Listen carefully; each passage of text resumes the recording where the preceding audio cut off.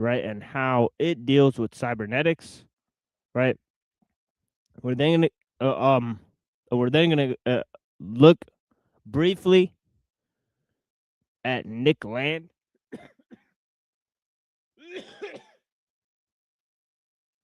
and his view of right accelerationism, anti-left right accelerationism. Okay, he has a particular view on that, and of course that will be with a music recording, audio visual, right? So it will be just 10 minutes of distorted visuals and audio, right? That accompany that sentiment. And then we'll move to looking at the technophobes, right? Which includes Ivan Illich and Uncle Teddy, right? For the technophiles, we'll include Donna Haraway, the cyber feminist, and Ray Kurzweil, right? And, the transhumanist, right? So, so we have a whole set of characters that we'll be looking at. And Machine, I just let you know that your mic is really hot. I don't know if it's just on StreamYard or not, but I just wanted to give you a heads up.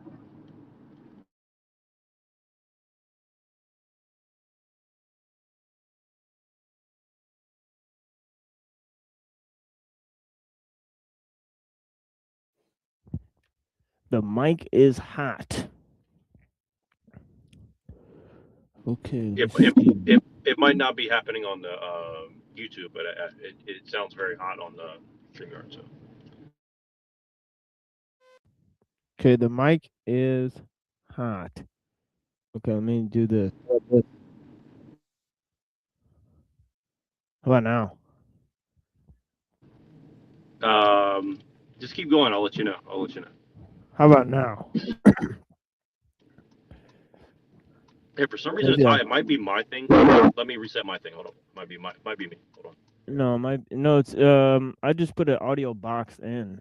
So let me go look at the YouTube. On my end But is yeah, better now. On my end is better now, so it should be good.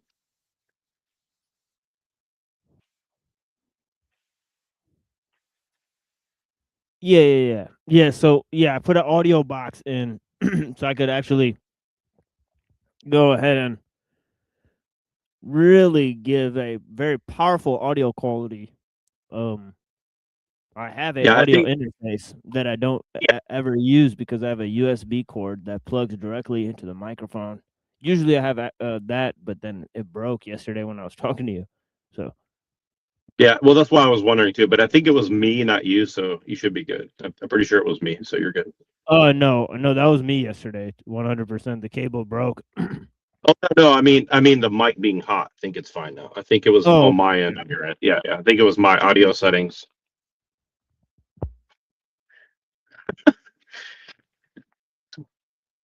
No, sorry, I was at a stop sign and somebody blew through. They can't read the technology of a sign that has words on it. I guess so.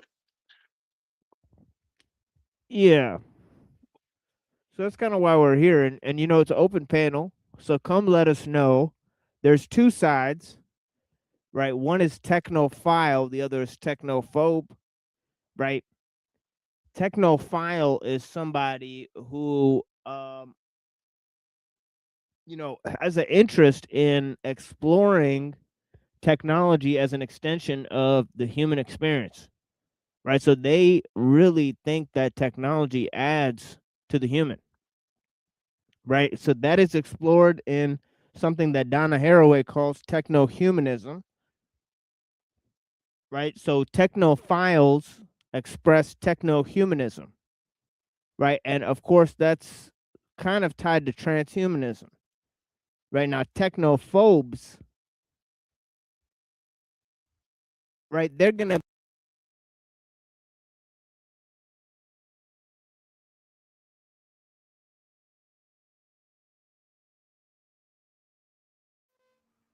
Oh, that's weird. Wait, that is weird. Can you guys hear me? I can hear you, but it sounds like your hand mic fell out, and then it's like your laptop mic is now Yeah, on. I wonder why that just happened. Wonder why my audio box just totally disconnected.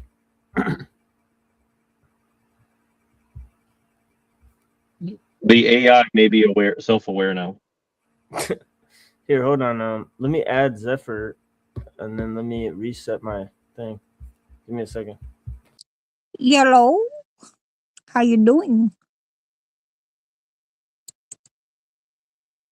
Me be good, but me may be robot now. I'm not sure. Oh, no, you sound fine. You sound good. Can you imagine if we're like techno cavemen? Would that be kind of cool? Yeah, I think it would, but I think that's kind of like, I don't know. I think that would be steampunk, isn't it?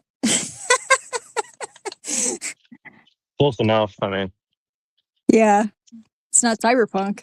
It'd be what are you steampunk gonna do? instead. What's gonna happen if like the AI becomes self-aware and then it becomes like it wants to go back to the caveman days? So then it's like, Well, I you know, guess we'll just starts have to like, deal with it because there's not much that we could do at that point because they are all gas, no brakes. They have not installed any well, brakes on any of these maybe they want a systems. fair fight, so they'll like regrow a body that's like the same like constitution of like a human body.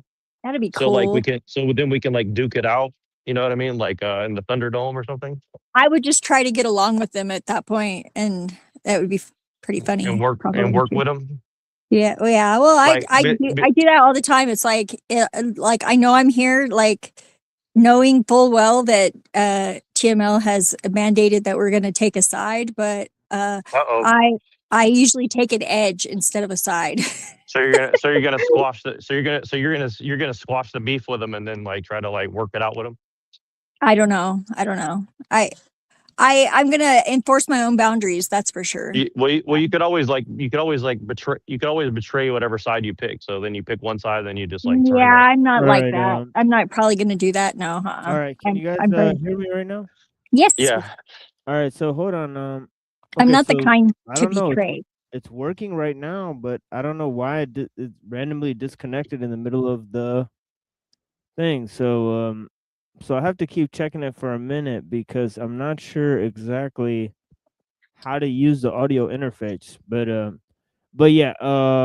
Anyways, here's the thing. So in terms of the technophobes, right? There are thinking of how technology adds to depersonalization, right? The technophiles are thinking that it adds new dimensions to the human experience.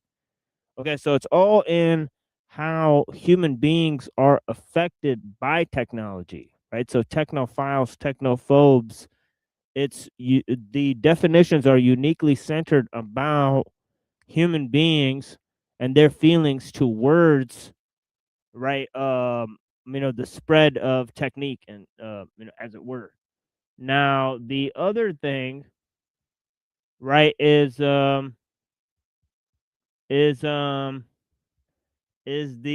see, I see this thing is lit up now, but it doesn't have any settings on it. There's a weird app that comes up when you plug in the audio box called Universal Control. So I don't know why it's called Universal Control, but I mean, Did you get a mixer, like a sound mixer, or what?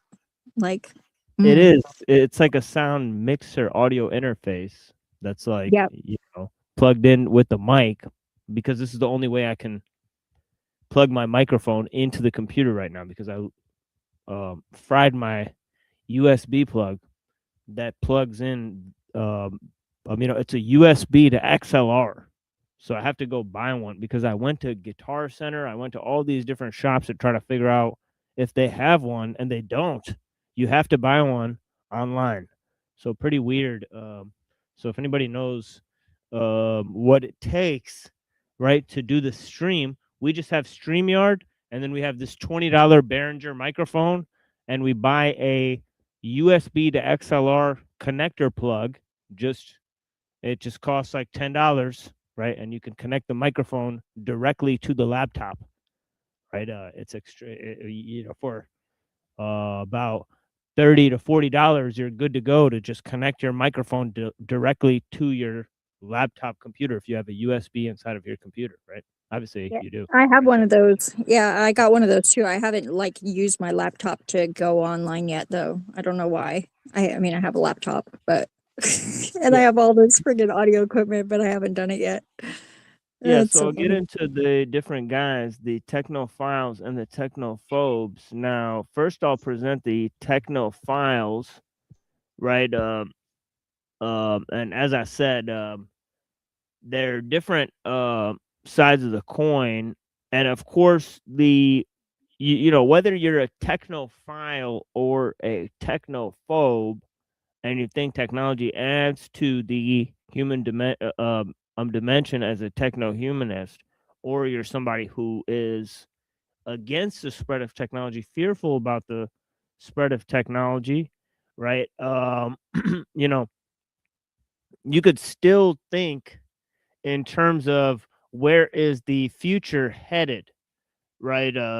So I mean, obviously, technophiles are going to be more excited, and technophobes are going to be more fearful, but that doesn't necessarily have to be the case. You could think of many ways in which a technophobe might be excited for the future of technology, in the sense that they might be excited for a collapse of the technological system, or you could have a technophile that's fearful about technology, saying that you know, technology is moving in a direction where, you know, it will be exploited by other things, right? That may slow down the process of techno accelerationism.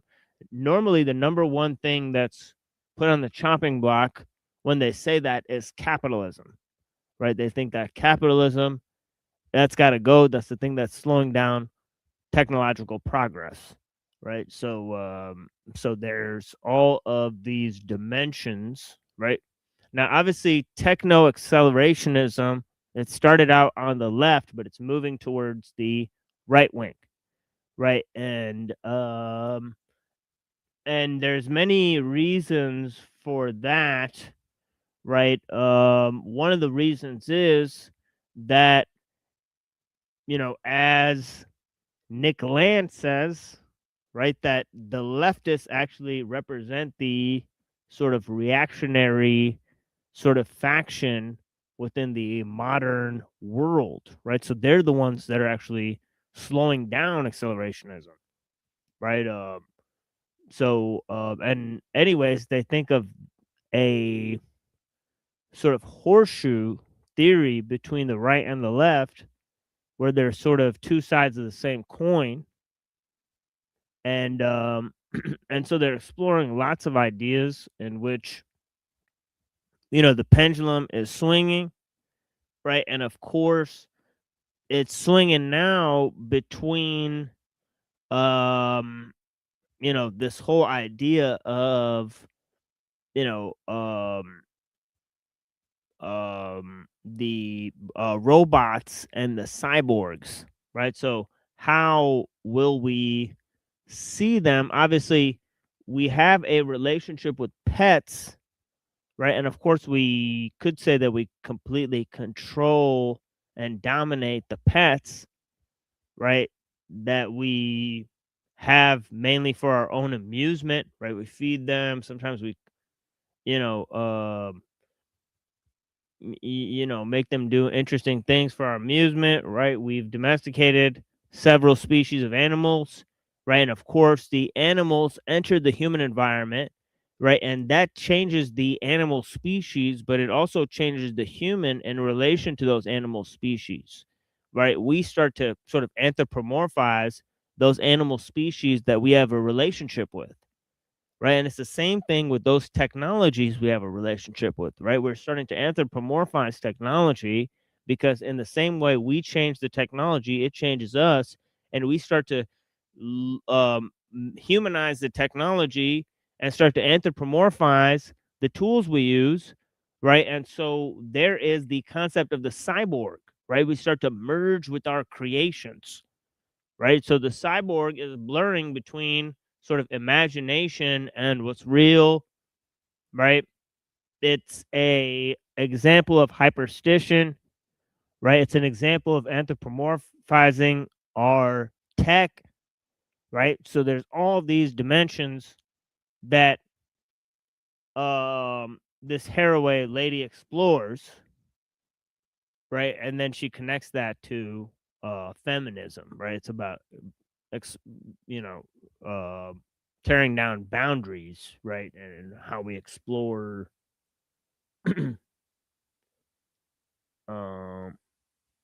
what it means to be human and so on and so forth, right? So let's take a look at Haraway. I just want to say Right. it's also interesting how like domesticating animals kind of domesticates humans, because then you become extremely responsible for their well-being and all this. So you're kind of limited in how you can live, because now you have this responsibility Right. that you've taken upon. You know, Yeah, you can always take your dogs with you you can't if really you be go a wild somewhere. person. Yeah, but I I mean, don't you know, know, and I have a domesticated cat. dogs My, don't really make yeah, domesticated dogs don't really make great companions out in the wilderness, right? You know, in general. I mean, they might be okay for certain tasks, but I wonder, it's not like, like a hunting where dog or something. she I talks don't know. I've about got an Anatolian Shepherd. the dog. Oh, and my cat will be fine regardless if whether I'm here or not. He'll find stuff to eat. He's pretty much like not really domesticated that much. That's right. Yeah, but it's In kind of like Soviet America, pet eat you. the Hegelian dialectic in terms of the animals and the pets and the domestication of the pets, tying back to the humans, right? And how that is a civilizing process for the human, right? And then, that is kind of what they're exploring in terms of, how that relates to us having technology and how technology is kind of like a pet in a way. And yeah, so here it is, cyborg feminism, right? So let's take a little look at this. So I want to start with a little bit of definitions here. So first, what are we talking about when we talk about cyborgs in this context of cyborg feminism? We might be thinking of Seven of Nine, right? This like super sexy 24th century Star Trek Voyager cyborg. We might be thinking a little bit less sort of liberal paradise future about cyborg soldiers with night vision and high-tech exoskeletons. We might be thinking of sort of slickly designed 22nd century androids, this sort of combination of advanced AI that might even have feelings and agency and super duper mechanical engineering. We might even be thinking about some real life cyborgs that exist today. This is Neil Harbison of the Cyborg Foundation. And you can see this antenna on his head here. This is his cyborg implant that allows him to hear color. He was born colorblind, and this augments his senses. We might also be thinking about transhumanism, right? This sort of global thought experiment to think about how we can use technology to expand human capacity. So those of you guys that are watching the Wednesday and Saturday show, this is the new Transhumanist Society logo, right? It used to be called like the Transhumanist Society or something like that, I think, or the Transhumanist Organization. I don't know, it had some sort of pithy name like that, but now it's called Humanity Plus, and this is the logo. It's a humanity and a plus, a H and a plus sign, right? So they want to emphasize their human aspect, right? So so instead of transhumanism going beyond the human, they want to emphasize that they're exemplifying what it means to be human, right? Because they obviously realize that that's bad branding, right? To say you want to sort of surpass humanity, right? It's like, who do you think you are, right? You think you're better than us, right? So then, they sort of fell back on a new branding, right? Which is Humanity Plus, right? Much more congenial, right? That is funny, but it looks like O with a plus, or hot, or it looks like toy upside down. Yeah, they didn't Oh think yeah, that it through. does But look like hot. and Hot. toy, and or O plus, O plus, O plus you, O plus you. Yeah, that's capacities right. of intelligence and lifespan. Say it again. Oh, you know what? Let me take that off the screen for a second because that is a very annoying ad. Yeah, I hate those sometimes. And I wonder why. I believe this could be a conspiracy, but I believe they have the same couple, and they had a kid, and then the dad didn't like the fact that the kid kept saying Bibberty instead of Liberty, and now they're saying Bibberty in the commercial, but the kid is not in the commercial, and both of the parents are wearing leather jackets. So it's really Mm. strange. I don't know their kid and Yeah, why are that they is now weird. wearing what happened to their kid and why are they now wearing leather jackets, Hopefully Yeah. they didn't make him into a leather jacket. That would be bad. But here's that's probably the darkest possible option. But here goes the guide to cyborgs, right? So here's Haraway, right? So here's Haraway and her dog, right? She talks a lot about her pets, right? And how pets are part of the integration of something non-human into the human sort of code, right? Which alters our, human element and what it means to be human on a deeper level, so on and so forth, right? So that's her kind of spiel. My guide to cyborgs and to cyborg feminism is a little bit more ordinary, everyday, contemporary than all of those. My guide is the philosopher of technology, Donna Haraway, a totally Notice that she called her a philosopher of technology. This label is going to become a lot more common, right? sort of normal, middle-aged, middle American, middle-class woman here with her dog, who inspires much of her writing. Yeah, normal middle-class woman that wants to destroy religion and overthrow all the institutions, including I think they're going way beyond what it means to be human. Right? They're trying to blur the lines of human and not human. I mean, it's humanity plus, after all, right? So Yeah, to be fair, the average woman might want to destroy humanity. So I mean, I don't know. yeah. Yeah, I don't know. I used to joke around and say, like, if you bring someone into this world, I should be able to take them out if I want. Like, but that's about as far as I go. But my kids are great, so I don't have to worry about it. Yeah, but we'll get to her writing in a minute, but she starts and she says that the whole point of her cyborg manifesto is blasphemy. So it's pretty weird. She says that the cyborg is a very blasphemous concept. And that's her introduction to so that's the kind of rhetoric that she's employing. And obviously it's all about making the the machine in the image of man, right? So in that it's a reversal of Genesis, right? It's an inversion of Genesis, right? So we are kind of dealing with that in the thumbnail, right, where I put this verses of the Technolt, right, by Burial Goods. But yeah. Did she go to the school of Alice Bailey School for Philosophy majors who can't do ethics or something? Right. And this is the cyborg that Haraway is writing with. This is a cyborg drawn by her. So it kind of looks like it's kind of got Artemis vibes. It sort of looks like a Native American lady. It's got a chip right in the middle like Iron Man, right? And then it's also in some type of space environment. So there seems to be a frozen environment behind and a desert environment in front of the person, right? And it's building in the sky with stone on the ground. So there's a lot going on here in terms of symbolism to describe this particular picture, right? It's sort of indigenous. Also, you're looking at Native Americans, you're looking at Greek paganism, right? Greco-pagan, right? You're looking at cyberpunk elements. You're dealing with archaic revival here, mixed with futurism.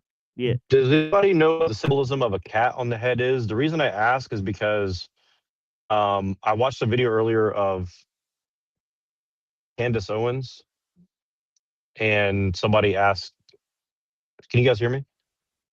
Oh, Yeah, maybe I could not. hear you. Yeah, I can hear you.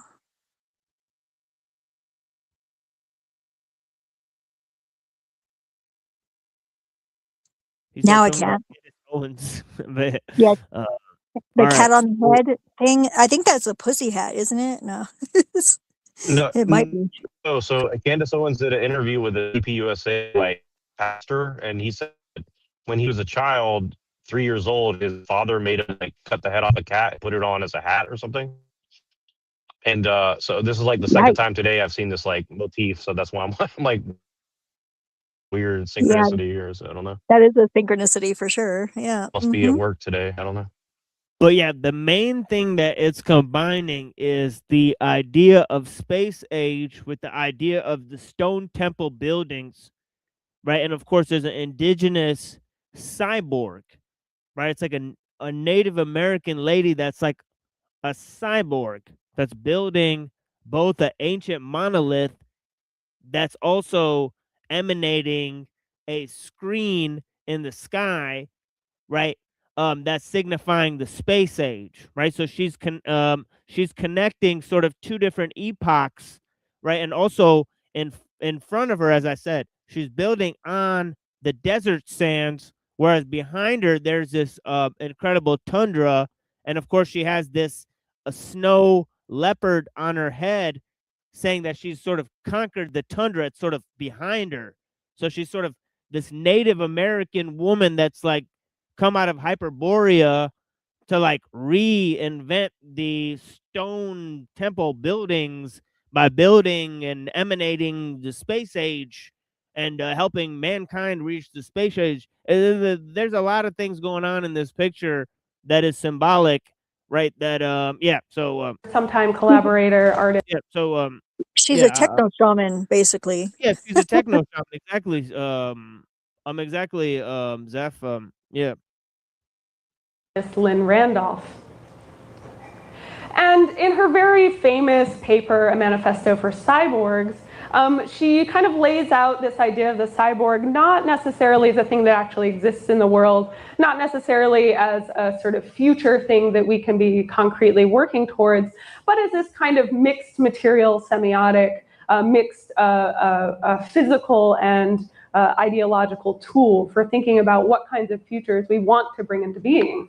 And so she writes, by the late 20th century, our time, a mythic time, we're all chimeras, theorized and fabricated hybrids of machine and organisms, in short, cyborgs.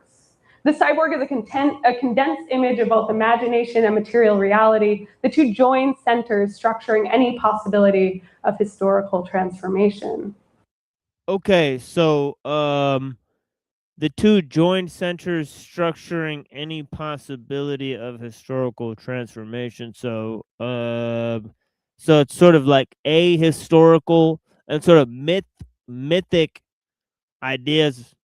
This whole idea of mythic time is sort of ahistorical itself, right? But it's a blending of both myth and reality, right? And especially imagination and material reality, right? So you have a lot going on here, riding on this concept of cyborgs, right? Cyborg is literally, right, like man combining with his creations, but it's on the material plane and it's through his own imagination rather than through the mind of God or some other ethereal element, right? Some sort of perfection that exists outside of man, right? So here is the key to unlocking this quote unquote alchemical transformation, right? But yeah, blessings. I want to mention, I want to mention the symbolism of the cat as a hat. All right, for because sure. I looked it up. And it says the crown of intuition and the second sight.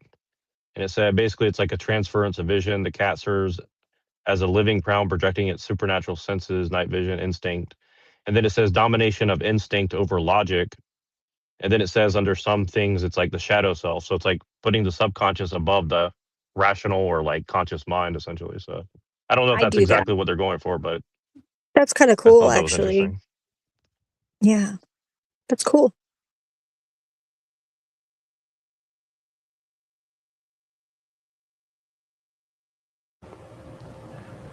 So again, the cyborg, the Yeah, there it is again. Yeah. figure of the cyborg for cyborg feminism is this joined figure, this figure that is both imaginary and that reflects some of our material realities, that is both at the same time. This And so see, that figure is kind of like a Baphomet figure, right? It's trying to display the polarities, right? The male and the female, the light and the dark, right? The night and the day, right? The past and the future, right? It's trying to combine several elements together, right? cyborg for Haraway also rejects the idea of original purity. So check this out.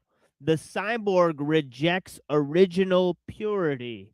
Now, this has a lot to do with Genesis, right? The biblical myth of Genesis, right?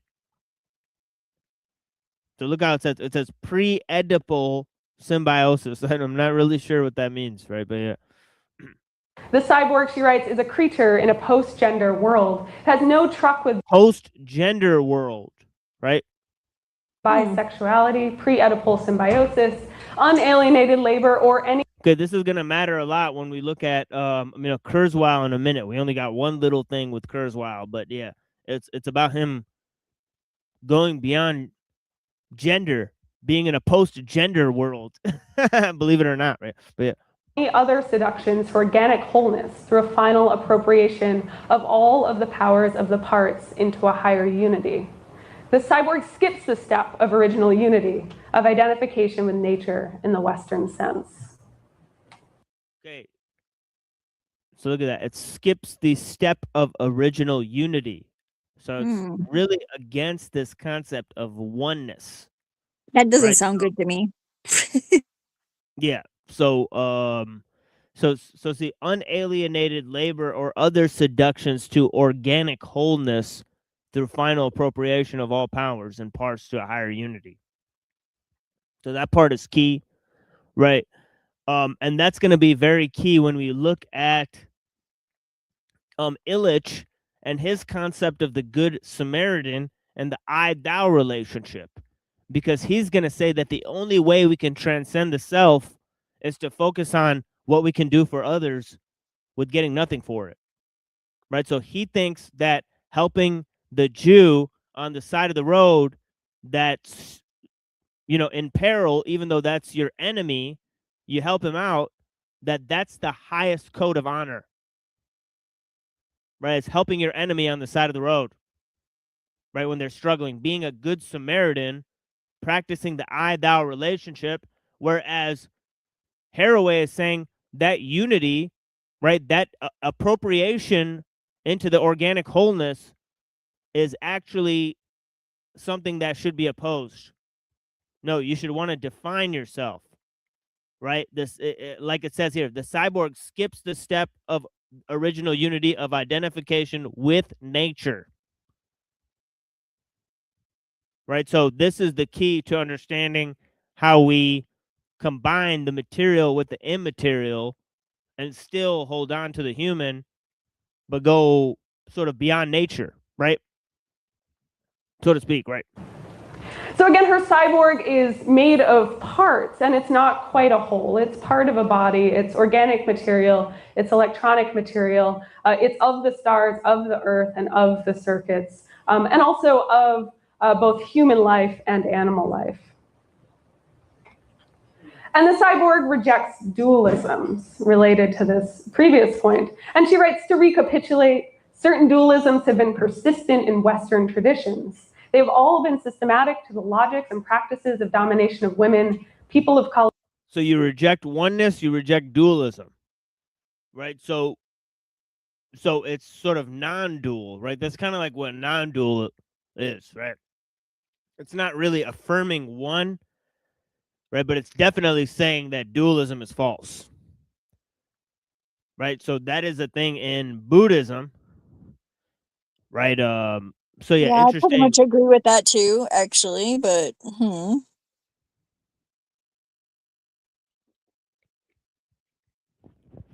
Yeah, there's some good arguments for it, as we're going to go over later in the show when we go over a riveting and extreme in-depth explanation of the history or the historical development of the Buddhist doctrines, right? From the ideas of Buddha to the ideas of the Abhidharma to the ideas of the Mahayana to the ideas of the Zen tradition, and it spread to Korea and Japan. So yeah, nature, workers, animals. In short, domination of all constituted as others, whose task is to mirror the self.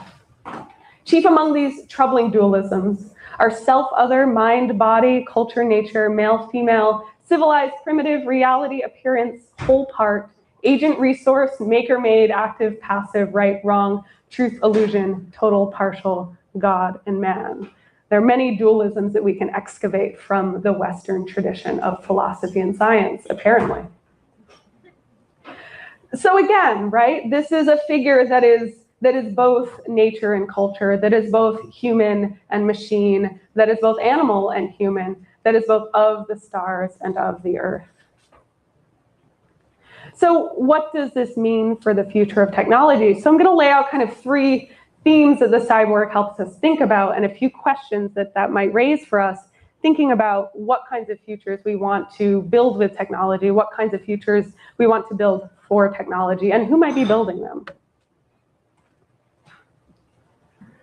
So the first provocation of the cyborg is that we need to rewrite our origin myths. This professional 32 TW SSD, capable of holding the entire collection of the New York Public Library. get your memory. wow, 32 TB. Maybe I should write that down. It's probably a scam, but I don't know. 4,000 MBS. I have no idea what I'm looking at. Germany portable SSD. Yeah, it's memory like capacity. That's pretty big. Military grade 32 TB SSD. Yep, that's a like storage capacity and device. Yeah, it's pretty cool for tech stuff. Terabytes is a lot. 32 terabytes. Dang, they're getting like really large capacity. Soon they'll have petabytes, which I think sounds cute because it's like when your cat nibbles you, that's a petabyte.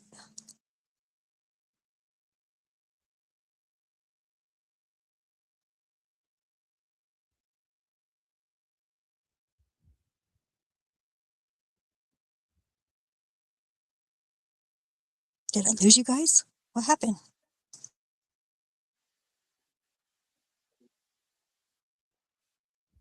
Hold on, give me a second.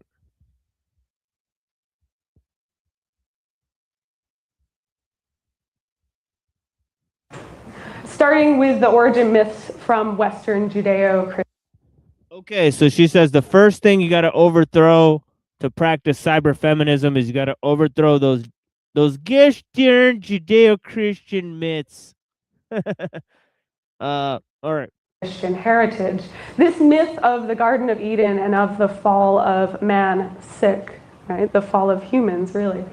She says, I think she said it was sick. Is that what she said? Yeah, SIC, sick. It could mean more than one thing, really, but yeah. Here, let's check it out. Let's see what she from Western Judeo-Christian heritage. This myth of the Garden of Eden and of the fall of man, sick, right? The fall of humans, really. Okay, so yeah, so maybe she's saying it the other way, right?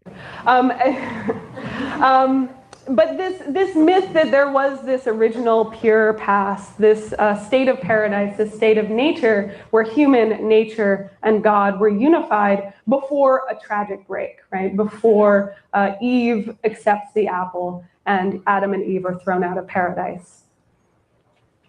Right, so this means letting go of the myth of the one, right? So not only the one sort of unified, Edenic.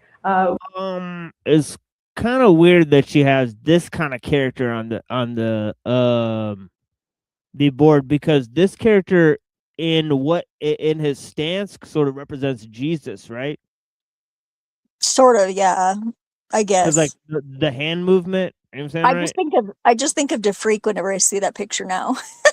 Oh yeah, absolutely. But I think I think she's trying to point to a specific, because this is kind of like Gnostic. Obviously, it has Gnostic overtones.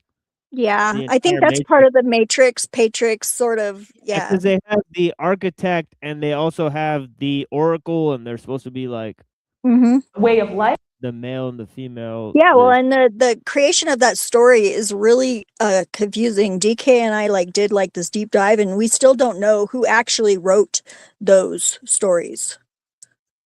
Because there's a lot of controversy over who actually wrote them. And we don't believe either of the people that they say wrote them. Yeah, I know. I've looked into it too. Yeah, so let's check this out. But also the sort of messianic one, the idea that there is a one technology, one person, one philosophy, one future that will come and save us from our brokenness. And it also means letting go of the myth of the Father, right? The myth of a direction, the myth of a telos, of an endpoint, the myth of... So that makes a lot of sense, right? If you want to be a cyber feminism, you got to get rid of the Father, right? That's definitely got to go. I mean, it's one thing, because see, the religious ideal might be patriarchal, right? So you have to get rid of the religious ideal because Adam, right? Because Eve sort of is made from Adam, right? So that can't really be allowed to happen. If you got to have both of them be, transcendent in a sense, right? You got to have. I think that sounds a little like overcorrection, though, to me personally. But yeah, could be, but they're saying, look, like myth of the Father, like that's got to be overthrown because that's part of the origin myth of purity.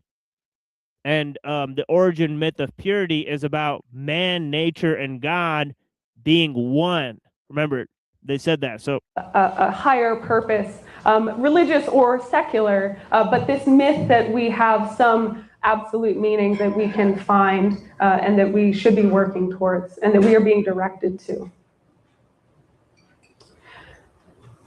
It also means challenging the Enlightenment heritage of the mind-body dualism, right? This idea that we... Okay. So it's a lot of different historical ideals that have to be dethroned, right? First is the notion of the one, right? Then is the notion of the dual aspect of reality. Then is a notion of the origin myths, right? In terms of the Bible, right? But also the Enlightenment philosophy in terms of Descartes, right? And mind-body dualism, right? All of these things sort of have to be re-examined in light of the material and the immaterial merging, right? And this radical sense in which you can sort of define yourself through your own creations. And of course, we're gonna take a look at the Cyborg Manifesto by Haraway in a minute here, right? Our mind, and our mind is somewhere in our brain. Of course, we don't have time to look at the entire thing, but I will look at the entire thing on my own. I'll report back to you guys, but we'll look at the first maybe 10 minutes of it. Yeah. And our body is our possession, is the thing that our mind directs, is the thing that our mind knows the world through, but is not the same as our mind, as our person. We're not brains in vats, in other words. And this sort of heritage we can sort of very famously trace back in particular to Rene Descartes, the philosopher with this sort of famous saying, cogito ergo sum, je pense donc je suis, I think therefore I am. Right? This idea that, again, you are a mind who has a body, and you have this capacity to reflect as a mind separate from a body, separate from the world, and on the self. Another kind of dualism that the cyborg demands that we sort of rethink is the dualism introduced by psychoanalysis, the dualism of the Oedipal drama, the Oedipal complex. This idea that we, in our sort of psychic formation, have this break, again, this split from self and other, from boy, child, and mother, from girl, child, and father. Which is also a way to sneak in the gender binary into how we think about subject formation, something that feminists have been sort of rewriting, critiquing, and trying to rework in psychoanalytic theory for decades. And the cyborg helps us do this in Hair Waste Provocation. My neighbor watched me use this German chain sharpener on a chain.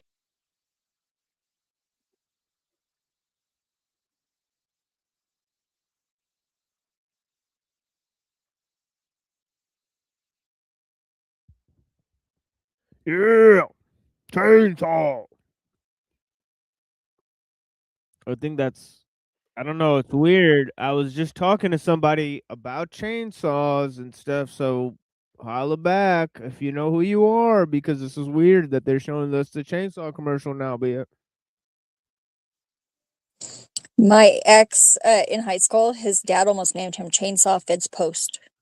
yeah, interesting, yeah. Yeah, that's very weird. Coincidence.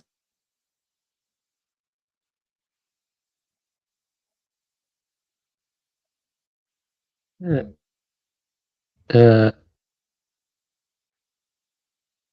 yeah, yeah. I mean, can I talk about personal stuff now, or should I save that for the end or some other time? I don't want to interrupt. Yeah, just save it for off the show, dude. Yeah. Okay. Yeah, Yeah, that's a better idea, Yeah, probably, to do it privately. Yeah, just let me do my presentation right now, guys. Sure, Thanks. sure. Yeah, no problem.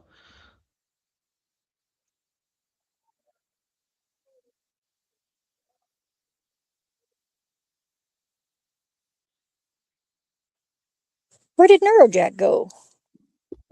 Zeph, please, come on. Like, just give me a second. Oh. Okay.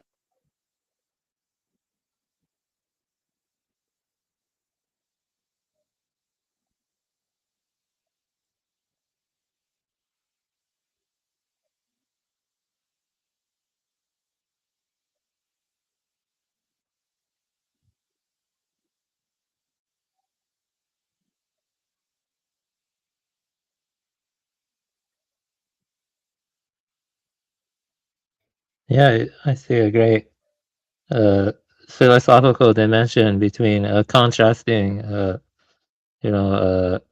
platformers with animal mascots like Banjo-Kazooie with platformers like Mega Man or Astro Bot, which came out recently, and I don't see a middle way between the two. You either prefer one over the other, and I think even if one is a post-humanist, it could be an anti-technological post-humanist. So, I go the anti-technological route, because the evolutionary processes of nature are different from man building machines. Which is like Moore's law and stuff like that and stuff. So, Astrobot does seem kind of weird, like almost social engineering or predictive programming to make like the robot feminist stuff. You were showing cyborg feminist stuff. That seems like to make people think it's cuter or it's more innocuous than people think. Yeah. Well, she's with this idea of anthropomorphism, but she thinks that's a good thing, right? Because it's bringing the immaterial, right? It's bringing the imaginary into the material, and it's blending the material with the immaterial, and it's also blending the animal with the human, right? Which she thinks is already happening with the whole concept of pets, right? That we anthropomorphize our pets and so on and so forth, and we bring them into the human environment sort of as expressions of the human, right? So she's saying that that is a perfectly reasonable extension of transhumanism. Anyways, Yeah, I want to push back against that. There's something called anthropodenial, which is blindness to the animal-like characteristics in ourselves. And that's Franz D. Wall talks about that. Franz D. Wall. yeah, she certainly doesn't reject that. She thinks we're definitely animals, but she rejects the transcendent side, right? That's supplied by the Christian ideal, right? So unity between male and female, but there is some other sort of always already hybrid. It skips a step of original unity in the sense of the unity of man and nature and God. There is no fall. And it also skips a step of identification with nature in the Western sense. This idea of Eden, of purity, of man, of human being able to find its natural state, always seeking that state, seeking to go back to that, right? So that would be your pushback. There would be this, that you would say that the pre-human Eden state is actually a good ideal to have, right? Because it's anti-technological. Well, it wouldn't be post-humanism; it would be pre-humanism. But yeah, sort of tells the lie on the sort of paleo diet trends, right? We're never going to go back to paleo, even if we ever were, which we probably weren't.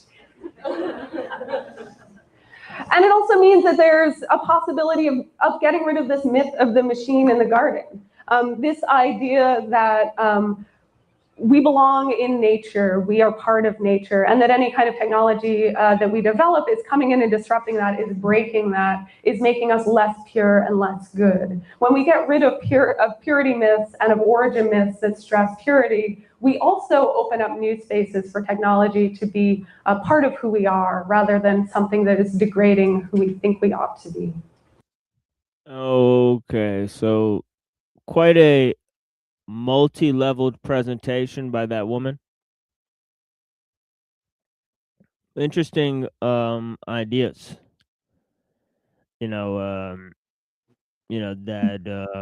Definitely interesting. she laid down. Honestly, there's some stuff I agree with, some stuff I disagree with, but I think it was a multi-leveled presentation that the young lady offered on the philosophy of Donna Haraway. You could tell that she's a fan of her thinking, right? So I mean, I appreciated it. I mean, I got a lot out of that, even breaking down what she was saying. So anyways, Me I've too, not even though I didn't agree with all of it either. exactly. Yeah. So I'm not gonna look at the entire thing right now. We'll look at it later. But here is Cyborg Manifesto by Haraway. We'll look at the first 10 minutes of her manifesto, right? Whatever we could fit in. We looked at 10 minutes of that young woman giving the presentation, right? So we'll look at this manifesto and see how it feels to us, right? So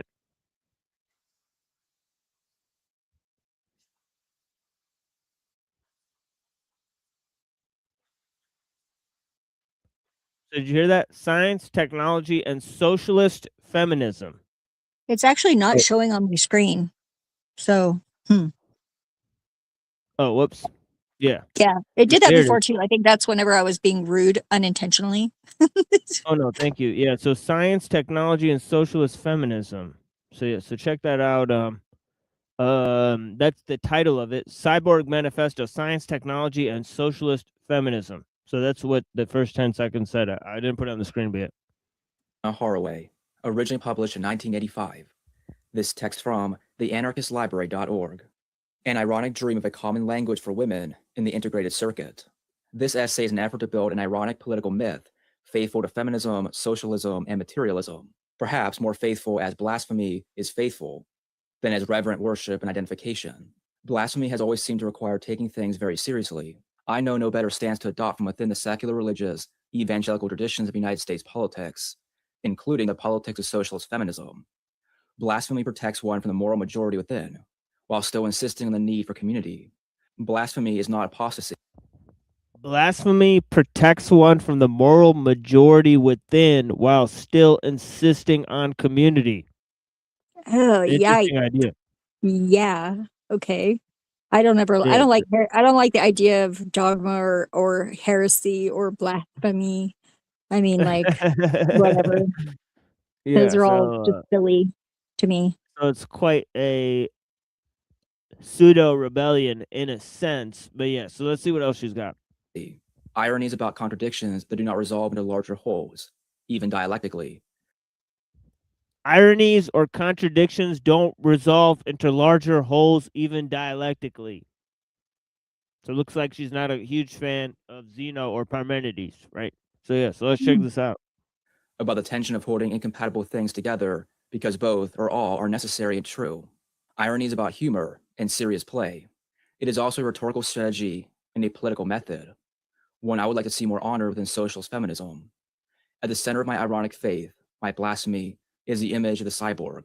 A cyborg is a cybernetic organism, a hybrid of machine and organism, a creature of social reality as well as a creature of fiction. Social realities live so. Okay, so here enters the cyborg, a creature of myth and social reality and fiction, and both of material and immaterial and human and non-human elements, right? Enter the golem. Right, enter the golem, right? Very chimeric, yeah. I can kind of sort of resonate with that energy a bit because I'm a little sphinxy, you know, but it's like I'm not going to be eating anybody anytime soon. Right. I'll drop the link again for the homies. Blessings. Come up and tell us if you're a technophile, a technophobe, if you're excited about the future. Oh yeah, come on up, Max. Blessings. Social relations, our most important political construction, a world-changing fiction. The international women's movements have constructed women's experience, as well as uncovered or discovered this crucial collective object. This experience is a fiction, in fact, the most crucial political kind. Liberation rests on the construction of the consciousness, the imaginative apprehension of oppression, and so of possibility. The cyborg is a matter of fiction and lived experience that changes what counts as women's experience in the late 20th century. This is a struggle over life and death, but the boundary between science fiction and social reality is an optical illusion. Contemporary science fiction is full of cyborgs, creatures simultaneously animal and machine, who populate worlds ambiguously natural and crafted. Modern medicine is also full of cyborgs, of couplings between organism and machine, each conceived as coded devices, in an intimacy and with a power that was not generated in the history of sexuality. Cyborg sex restores some of the lively, replicative baroque of ferns and invertebrates, such nice organic prophylactics against heterosexism. Cyborg replication is uncoupled from organic reproduction. Modern production seems like a dream of cyborg colonization work. So cyborg sex is a attack against I guess this idea of biblical purity or whatever that was there in the previous sense. Yeah, to kill sin because it's all women's fault because we ate the apple and yeah. Well, no, Oops. it's also this concept of replication, right? That doesn't Doesn't need need sex, yeah. sex. Yeah, it doesn't need sex to procreate, right? So there's this idea where sex is freely given, freely had, not for the sake of procreation, because that's done through replication, right? So there's a sense in which sex is decoupled from procreation, right? In the sense of the cyborg or the machine, right? So she thinks that that is a huge sort of revolutionary statement for or against the normative values of sexuality that are imposed by the biological constraints, right? So yeah. Yeah, I can kind of sort of see that as someone going through menopause and like I'm done like having babies in this lifetime. Like Well, that's what Access is always saying, isn't he? Right? It's kind of like but I still have brain babies. necrosynthetic. Right? And you don't need to have sex, but you do need to like conversate with people to have brain babies. Those are called ideas. And I'm Yeah. still valuable because I can still produce babies of some kind. Yeah. Yeah, welcome, Frank. Blessings, TML, Zephyr, and was Shadow Buddha here? No, Lone Wolf. Yep. Lone Wolf. He was yeah. here earlier. Sheesh. Yeah, he it was was here. I don't know Aiden. what happened. I think he like flipped out. I think he like wanted to mention something else, but then he flipped out in the chat at Dr. D Head. So I don't know what's going on. I think he went to fight with D Head or something. I don't know. A dream that makes a nightmare of Oh. Taylorism seem idyllic. In modern war is a cyborg orgy, coded by C3I, command, control, communication, intelligence, an $84 billion item in 1984's US defense budget. I am making an argument for the cyborg as a fiction mapping our social and bodily reality, and as an imaginative resource suggesting some very fruitful couplings. Michel Foucault's biopolitics is a flaccid premonition of cyborg politics, a very open field. Okay, so there it is. Postmodernist Foucault and his idea of biopolitics, right? So she's saying that cyborg politics is a sort of extension of Foucault's vision, right? By the late 20th century, our time, a mythic time, we are all chimeras, theorized and fabricated hybrids of machine and organism. In short, we are cyborgs. This cyborg is our ontology. It gives us our politics. The cyborg is a condensed image of both imagination and material reality, the two joint centers structuring any possibility of historical transformation. In the traditions of Western science and politics, the tradition of racist, male-dominant capitalism, the tradition of progress, the tradition of the appropriation of nature as a resource for the productions of culture, the tradition of reproduction of the self from the reflections of the other, the relation between organism and machine has been a border war. The stakes in the border war have been the territories of production, reproduction, and imagination. So look at that. Us exploiting nature as a resource becomes compromised by the fact that we're going to merge with the material realm and become cyborgs. So we'll be part of nature. So we won't have this border war with nature, right? Because we'll dissolve the boundary between us and nature. So see, this is this idea of techno-Gaianism, of merging with nature through technology, right? That I was trying to point out earlier. This chapter is an argument for pleasure in the confusion of boundaries and for responsibility in their construction. It is also an effort to contribute to socialist feminist culture and theory in a postmodernist, non-naturalist mode, and in the utopian tradition of imagining a world without gender, which is perhaps a world without genesis, but maybe also a world without end.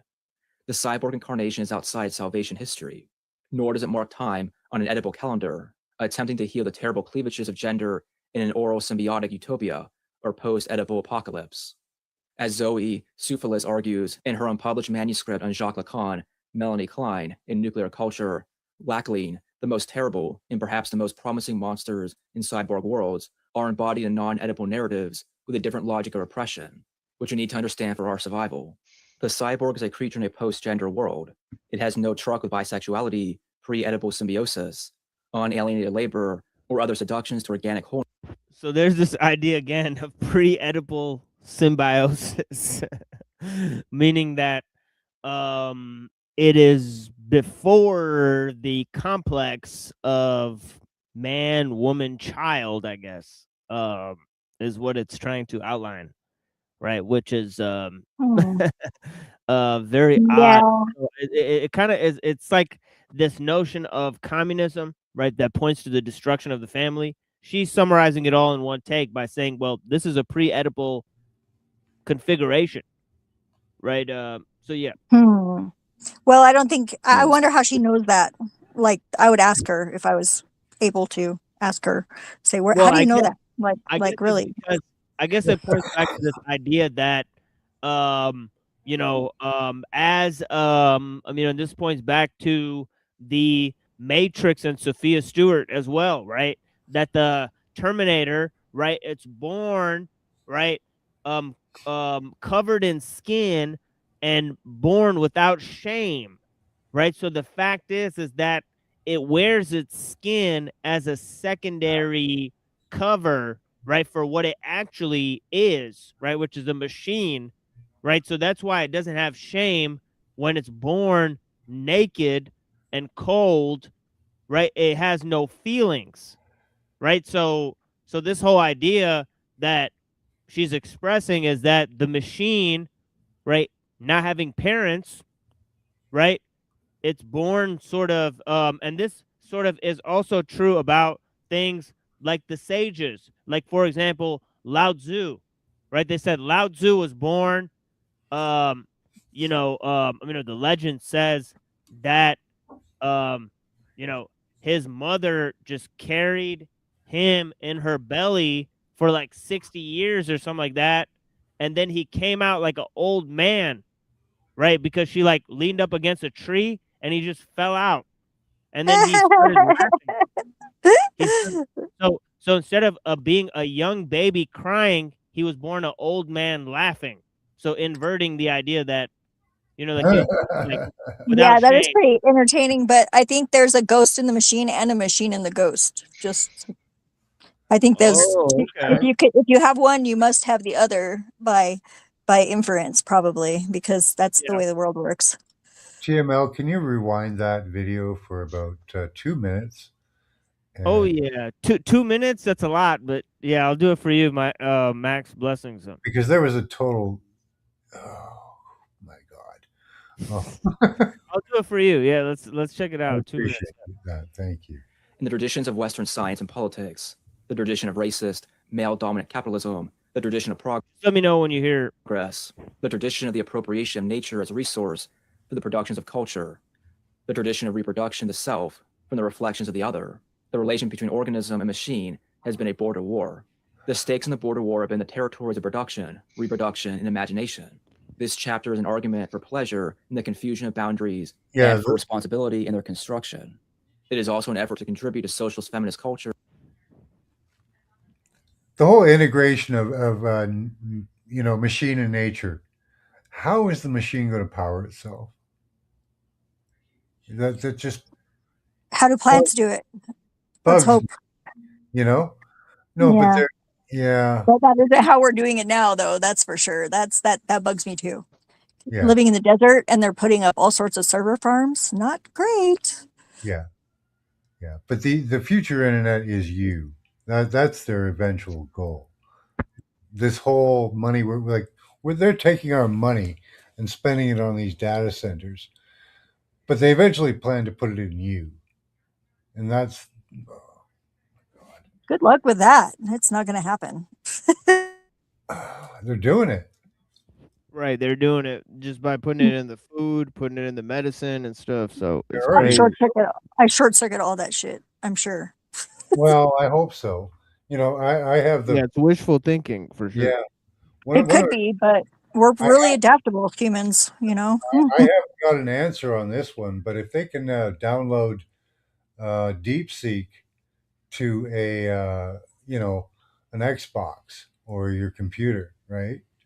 Your DNA is programmable just like a computer. Have they, or can they download a DeepSeek onto you, an artificial AI? I'm sure they could try. Yeah. There are ways to shed the machinery off, giving yourself goosebumps, but that's only temporary. Yeah, you have to constantly maintain your protection.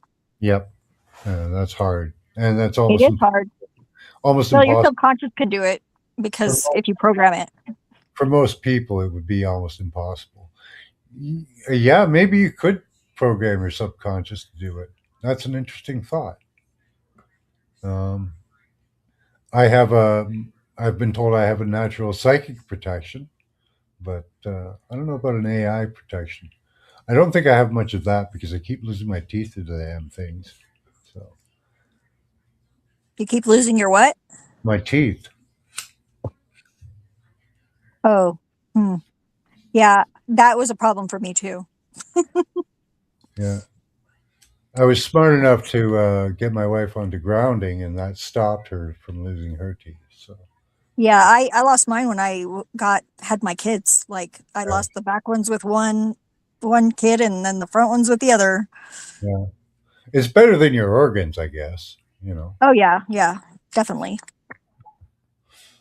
So. Although I did lose my gallbladder, but it was dysfunctional from the very beginning. So Damn. Yeah.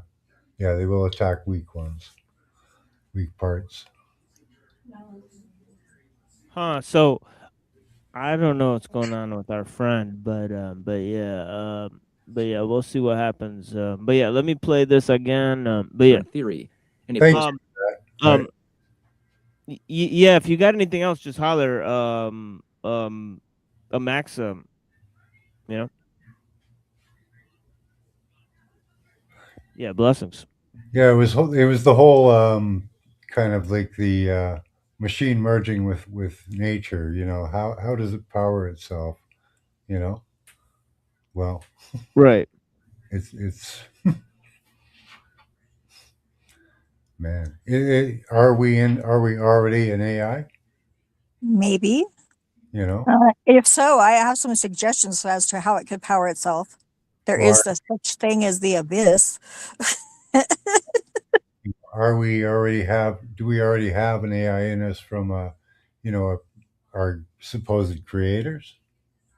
You know, I We don't know. might. I don't know. Body is electric. You could power off of the bodies. Yeah, you could, but I don't want to be a battery. I'm not a milk. Don't milk me. No looshing. Well, that is essentially what is happening, right? Because like we are essentially here by choice and like powering up the machine with our ideas and Mhm. you know, so that is just a fact of what is happening, right? Because the attention and the energy and the producing data for YouTube and all that type of stuff, that is all a so whether we like it or not, we are subsisting off of the machine and powering it up with our activities, right? And it is literally like the panopticon where the activities of the people inside of the thing are charging up the machine that's being used to watch them, right? So Yeah. So yeah. I watched a video recently, and it's so funny how easily manipulated we are. What the machine has a problem with, apparently, as far as I can figure from what I'm seeing, is what they're getting people to do is to freeze. They pick a time, they make a noise, and everybody everywhere in the area freezes, and then somebody walks through with a camera with everybody in frozen position. This is a new trend, apparently. And what that's doing is training the AI to walk through situations on a second's notice and being able to freeze frame things.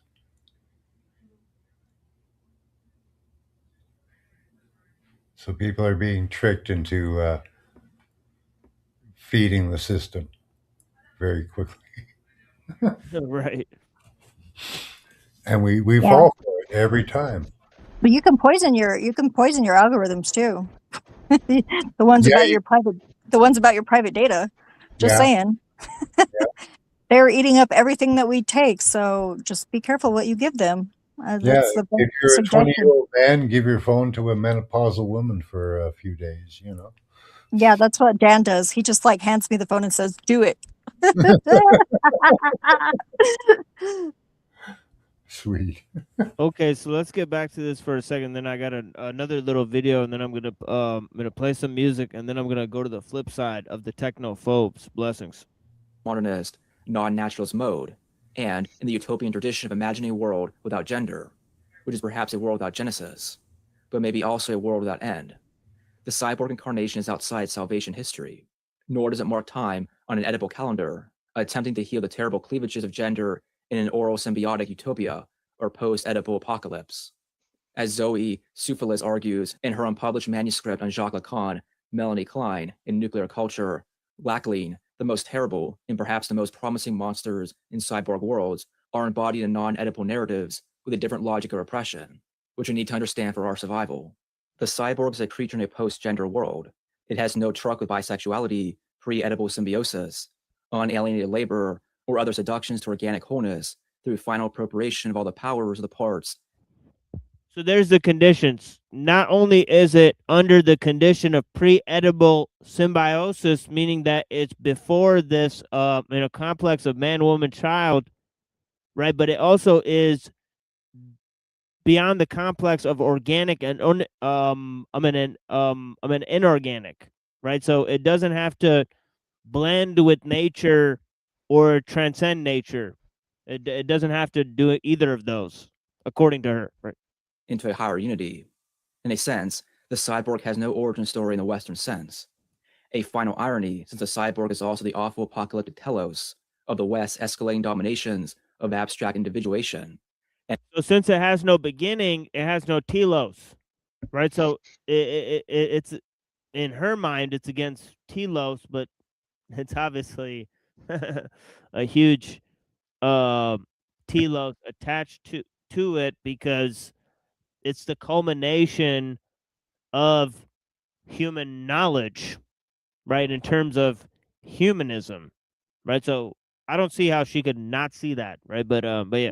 Yeah. Well, not see. That's the joke.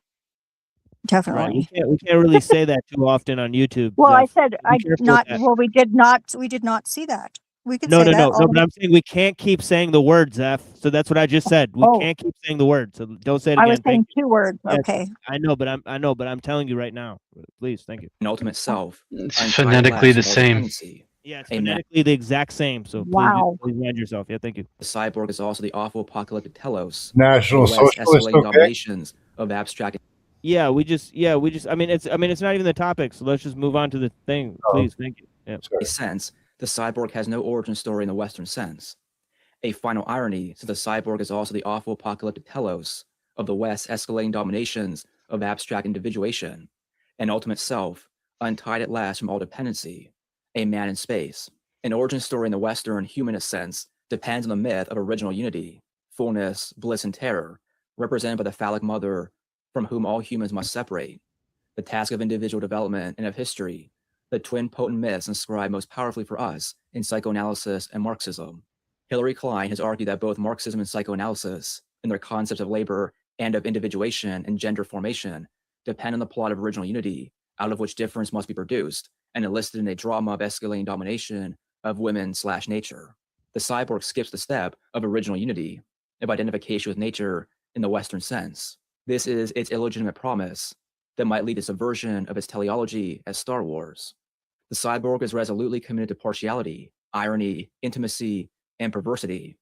It is oppositional, utopian, and completely without innocence.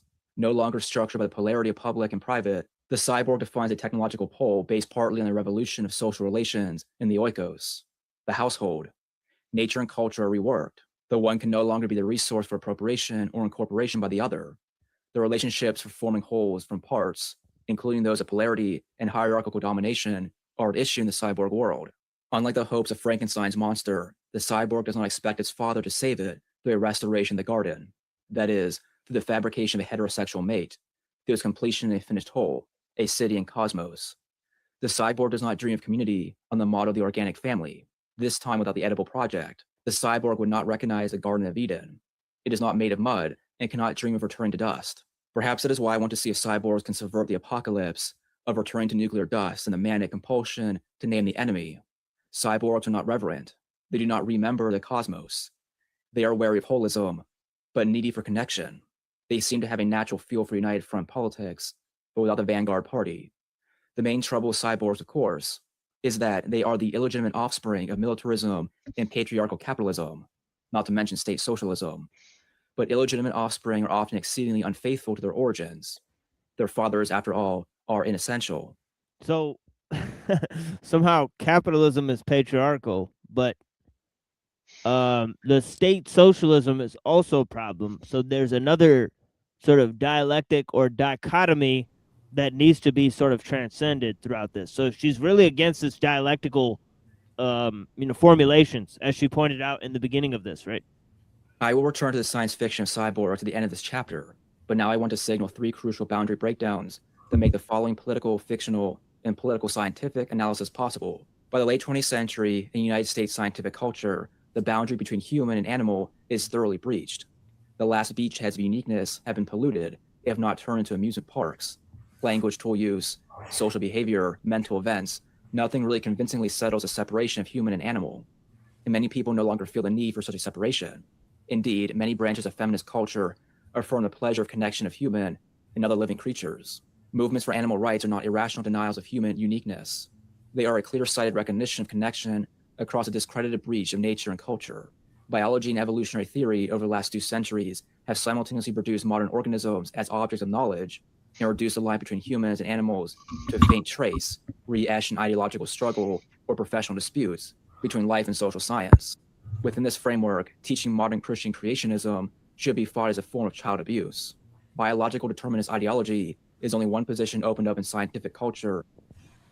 Okay, let's go back and hear that again, actually a little bit slower, right? Because this is pretty interesting, I'm sure. She sounds crazy to me. That sounded like something that I've heard from, Vincent Bruno and other radical leftist thinkers. That she said that teaching the conventional biblical way or view to your children as a form of child abuse. That is a radical statement. But yeah, let's check it out again. A clear-sighted recognition of connection across a discredited breach of nature and culture. Biology and evolutionary theory over the last 2 centuries have simultaneously produced modern organisms as objects of knowledge and reduced the line between humans and animals to a faint trace, re-etched in ideological struggle or professional disputes between life and social science. Can you pause it for a Within second? this framework, Humanism and animalism, right? Feminism and I suppose the opposite, masculinism?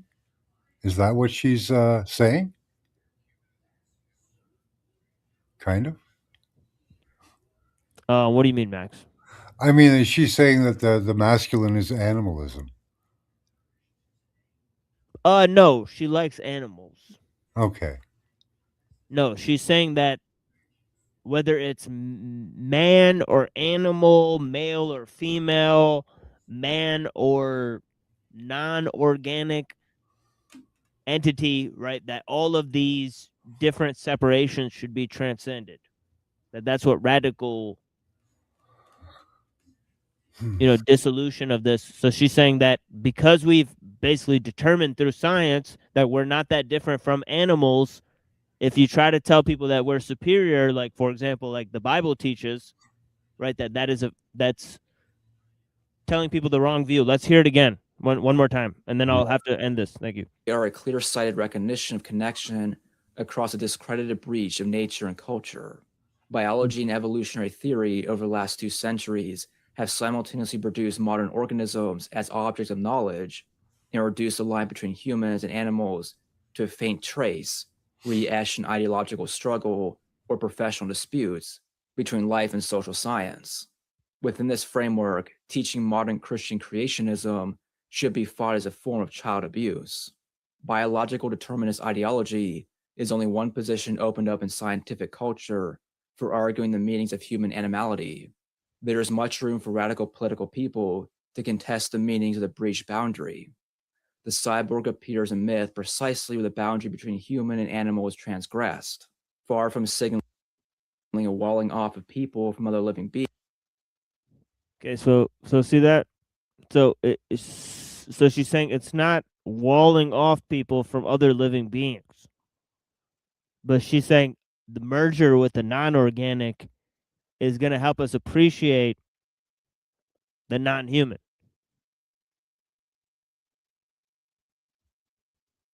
The whole question is, will it, right? So here is But another. I think we do appreciate the non-human now, at least many of us, without having to be a cyborg. Yeah. Okay, so here is Kurzweil, his idea of transhumanist thought in terms of his female alter ego. So yeah. Who is Ramona? Well, this is a project that started a number of years ago. She's a female. She's my female alter ego, and I wanted to demonstrate at this conference called TED, Technology, Entertainment, Design, at the 2001 TED conference, a feature of virtual reality that you can be someone else. Because I mentioned that, you and I could go into a virtual reality environment and take a walk on a virtual Cancun beach in virtual reality environments. So there's the idea, right? That what it means to be a self, right, can be radically transcended by the notion of virtual reality, right? So you could be whoever you want in virtual reality. You could choose whatever avatar you want, right? So this is obviously points to the notion of transgender, right? Because transgender, they get to pick their gender, right? So he's merging transgenderism and transhumanism with this virtual reality simulation by choosing a female alter ego or whatever, right? So, I mean, it's just interesting because she is a cyber feminist, Donna Haraway, right? And he's sort of he's definitely given interviews where he's in support of feminism, right? But he's saying here, he also said that he thinks that, maybe the universe is the creation of a teen alien female from another planet, a failed science experiment. So that sounds a lot like Sophia from Gnosticism, right? It's an interesting, concept for a Jewish atheist Ashkenazi guy to just come up with something that sounds oddly similar to Gnosticism, right? It's kind of like very extremely odd, right? In my opinion, right? Probably Well, not. do you think that it's remarkable that there's such a push for Gnosticism? And I guess the question is Gnosticism inherently conducive to technology, or is it something that has just been proliferated because it's useful to technology? Meaning like, is it inherently that way? Is there something inherent about it, or is it something that is just kind of, you think has been adopted because it is just useful to the end? Anti-materialism.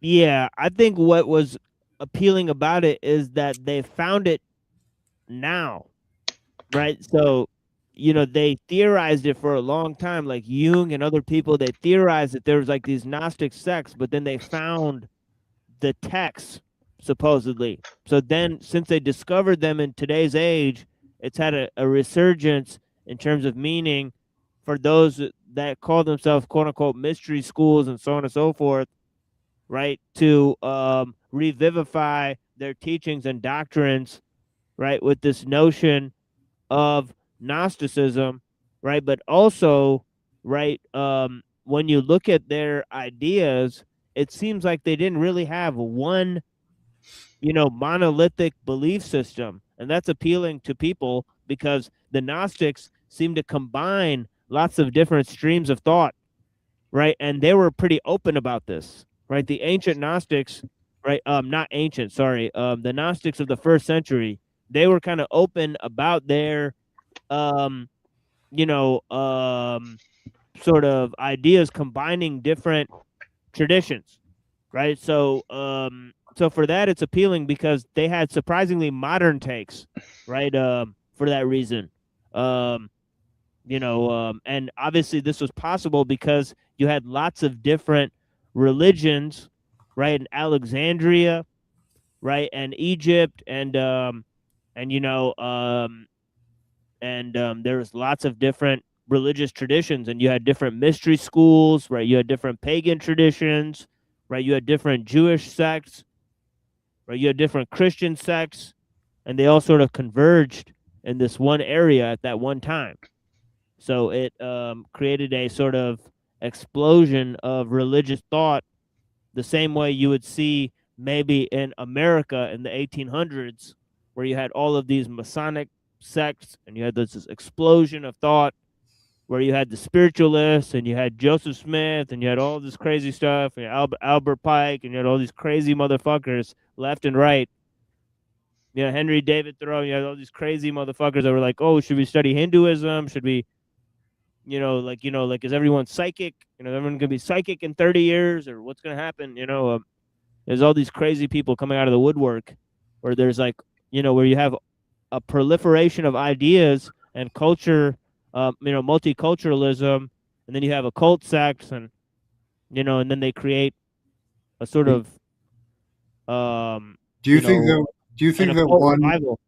Do you think that one dominated over all the others? Because I think, I don't know, just because of the conversation we're having, intuitively, Hellenism seemed to have kind of taken over and continued. My question to follow up on that would be, why is it being so effective and winning in this space?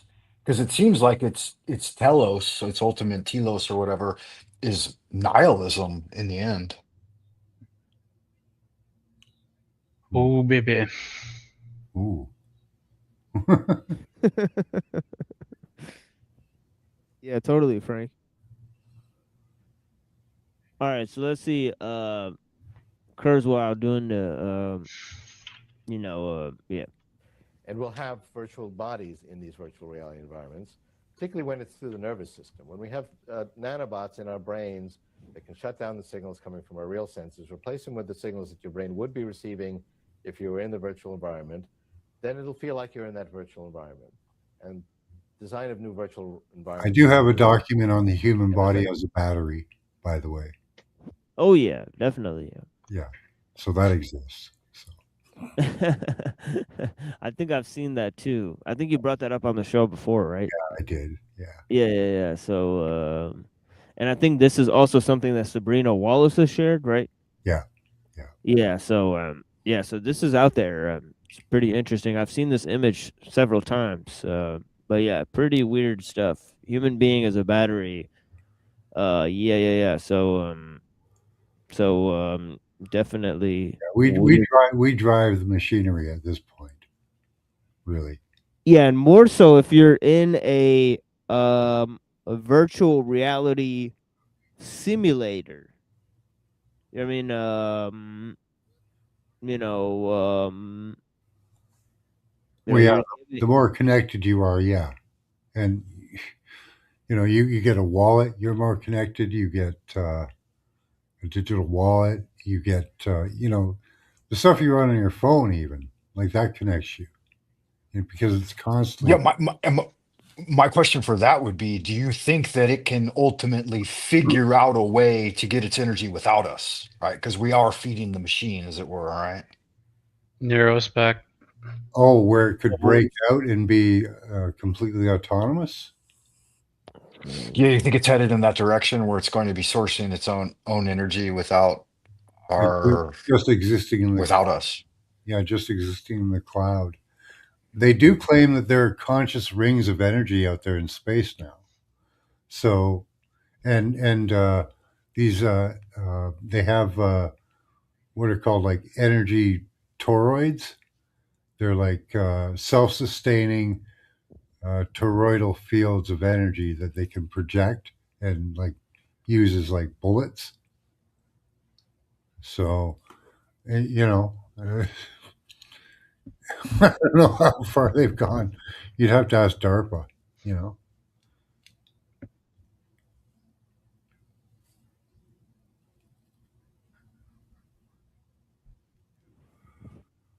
But yeah, I don't know. Because they are using the power of the machine right now. Because your body takes in 5G and amplifies it to the next device. So. This reminds me of the Charles Haywood writing too, actually. The foundationalism stuff. Yeah, I was just going to add that it seems that. Go ahead. I'm sorry. I was just going to add that there seems to be two relevant technologies that have been emergent recently with the smart home idea. One is Thread, and the other one is the basic communication language. I forget what it's called. Meter and Thread. Is that right? Interesting. Tell me about it, please. Yeah, I heard about that. Yeah. No, I was just bouncing off your idea, Max Vision, that we amplify the signal, and so now they're okay. The basics of this. Is thread communication systems of some sort? Yeah, and then meter, I believe, is the language it uses. If I have that correct. Okay, yeah, that's interesting. They don't even need any of that stuff. They just can track you through your Wi-Fi. Well, yeah, that's one way. Yeah. Yeah, and I wasn't saying they necessarily need it, but I was trying to tease out the idea that Max was getting at, that we're already being used as signal amplification. Well, sure. I mean, obviously they're gonna try to use as many different avenues of You're getting this shit. We in are there. tracked by every system pretty much because we send our signal to almost every level of broadcast. So we are tracked. But the thing that's interesting is not that we're being tracked. It's the question of we don't know why, and I don't think it's because of security that we're being tracked. Oh, I You know what I mean? why. Like, that's Not at all. I can tell you why easily. Just go to biodigital convergence. That's it. Right, but to what end, right? Like why? Like clearly, if humans are involved, why would humans want to eliminate themselves from the equation, right? Well, they want to take control of your body, mind, and soul. They clearly. Yeah. Well, the question is, could they? Not your could- soul. could They it- don't say could- your could- soul in the actual documents, but your body and mind, and your behaviors. Right, but the question is again why, and the other question is like, you know, do they have the choice not to do that at this Well, point? because they are complete psychopaths at the top. Well, They're paranoid and they're afraid because they don't like independent thought. They want you to think what they well, want. You to think. but it's also it's also a question of proliferation, right? If the technology gets out and everybody has access to levels of it, and you're trying to get ahead of it, the only way to mitigate the problems of the problems that you've created is to continue to accelerate into it, because you have to mitigate all the problems that come out of it, right? Yeah, well, that's. I don't know if that's true, but what they do is they scare us, right? If we don't do AI, China's going to beat us, right? So, Well, we're putting up all these data centers, but those data centers are just to track you. That's what they're for.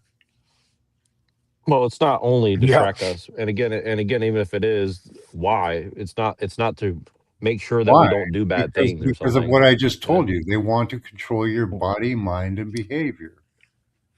And all the while, right? You know, like there is no real difference between China and the U.S. as far as at the highest levels. They both have the same goal in mind. Well, they have to manage people, because people who aren't fed or happy generally aren't safe to be around. So they have no choice but to create a system that keeps them happy enough and fed enough.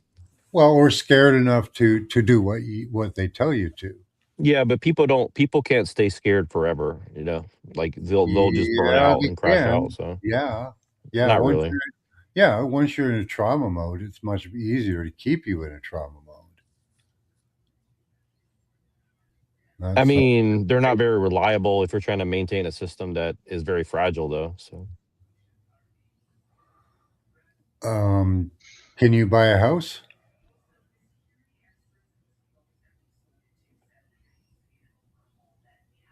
yeah, I mean, we don't have to debate it that deeply. I'm just trying to point out a Yeah, but different way of okay, looking at there's it. all kinds of different stresses they put you under constantly. You know, like economic, Sure. for sure. You know, But Yeah, and Neurojack, what you're saying makes sense. And I don't know, Max, if we got at like the upshot or the answer to the question that he was seeking out, really. And I think that's okay because we're still looking. yeah, and part of what I'm getting at is like I've been to China. You know, Frank's in China. I'm in the United States, and I think the people in the United States have a very narrow view of things, right? Like the rest of the world isn't exactly like we are really at all, you know. And so, you know, I think we're all reacting somewhat differently to the problem because we're at different stages of the problem, and we have different cultures that are adapting to the problem. So it's a complicated system, but it's all interconnected, right? So Would you, having been here, Neurojack, would you say that we're far more enmeshed in the system overtly.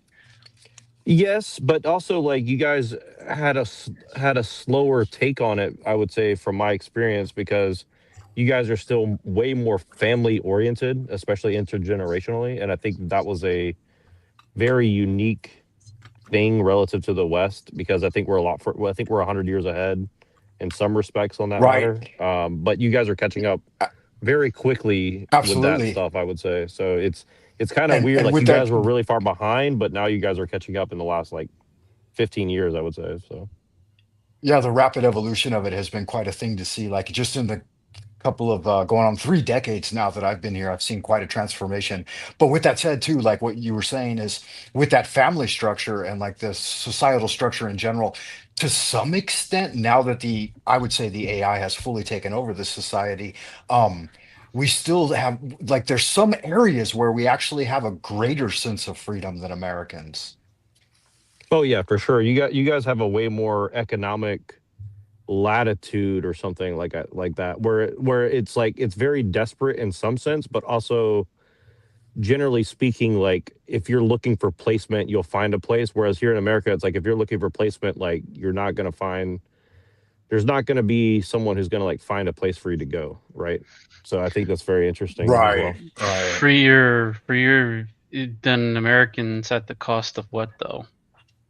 At the cost of all like overt idea of freedom or creativity and Yeah, you you know don't have eat, freedom of eat the thought, but you have bugs. freedom of you have freedom of action, but you don't have freedom of thought. So it's very weird. Yeah, it's hard to describe. Yeah. Yeah, well, Right.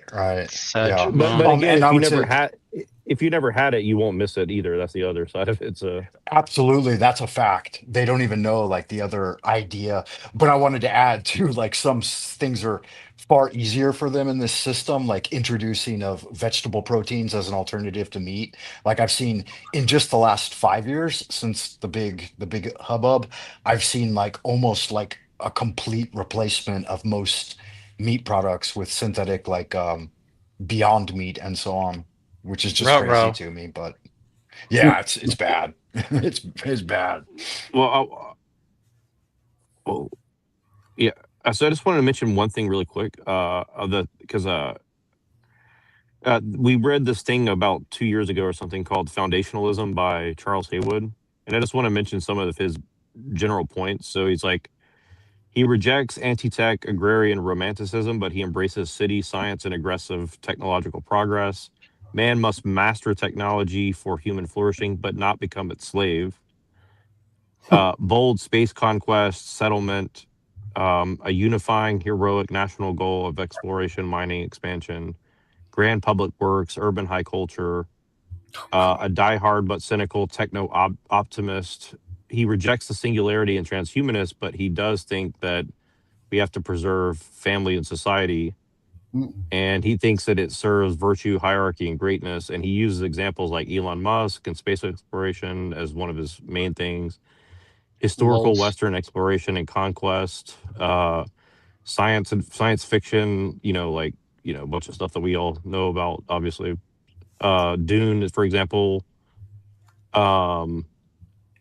Some of these other people I'm not going to mention, but obviously William Gibson and Arthur C. Clarke and H.G. Wells, which I disagree that some of these people were optimists, but Wells, Fabian socialist. Yeah, exactly. But yeah, so anyway, I just wanted to mention like there's kind of these weird like pro other things that are kind of pro whatever, but they're kind of based on these kind of oh yeah, this is Descartes as a transgender cyber feminist, by the way. So my picture here. So thank you for showing everybody. Yeah, well played. Go to move my hand, it'll move my virtual hand. And so I can be an actor in this virtual environment. We can shake hands and give each other a hug, or we can run on the beach or sit down at a desk and have experiences in these virtual reality environments. But your body doesn't have to be the same body that you have in real reality. Promises. Could become each other, for example. And so I wanted to demonstrate how you could do that. So I had magnetic sensors in my clothing. As I moved, a life-size, realistic, real-time animation, pretty photorealistic, of Ramona So who's Ramona? We're about to meet Ramona. Moved exactly the way I did. My voice was changed into her voice using some other computer technology, and that drove her lips. And so it looked like she was giving the presentation, but I was actually being transformed into her. And the audience could see me and her. And actually, we have a demonstration to show the folks at home. But Yeah, Okay, you can experience somebody else's experiences at this point. Oh yeah, yeah. We saw that. Actually, a person was able to send a sensation in his hand to his wife. You know, who's in another country. He was in England, and I think she was like in the United States or something like that. Yeah. And they were able to send a sensation or a feeling, you know, that he felt into her hand. So this is actually, so you could feel other people's feelings and sensations. You know, they could, Yep. you know, so they're able to create a hive mind. Yeah, it goes further than that. That's what they're showing you, but it goes further than that to the point where you can put your mind in somebody else's body and move their body. Bit of parlor tricks, huh? Yeah, it's like Plankton on SpongeBob, right? Yeah. Yeah. I put biodigital convergence in the back chat. So you guys all in chat here or on the panel, you should take a look at that. Because that's where they're trying to take us, which is pretty much control of your body, mind, and soul. They don't say soul, but it's there.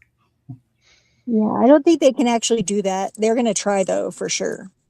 Yeah. Unintended consequences always win.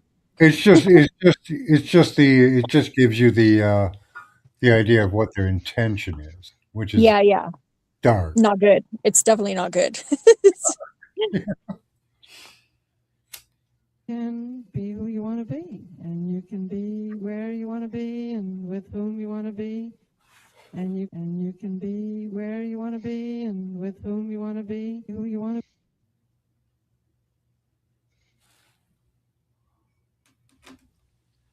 And it all amounts to the feeling you get from AI slop. But virtual reality, you can be who you want to be, and you can be where you want to be, and with whom you want to be, and you can even have been who you want to have been.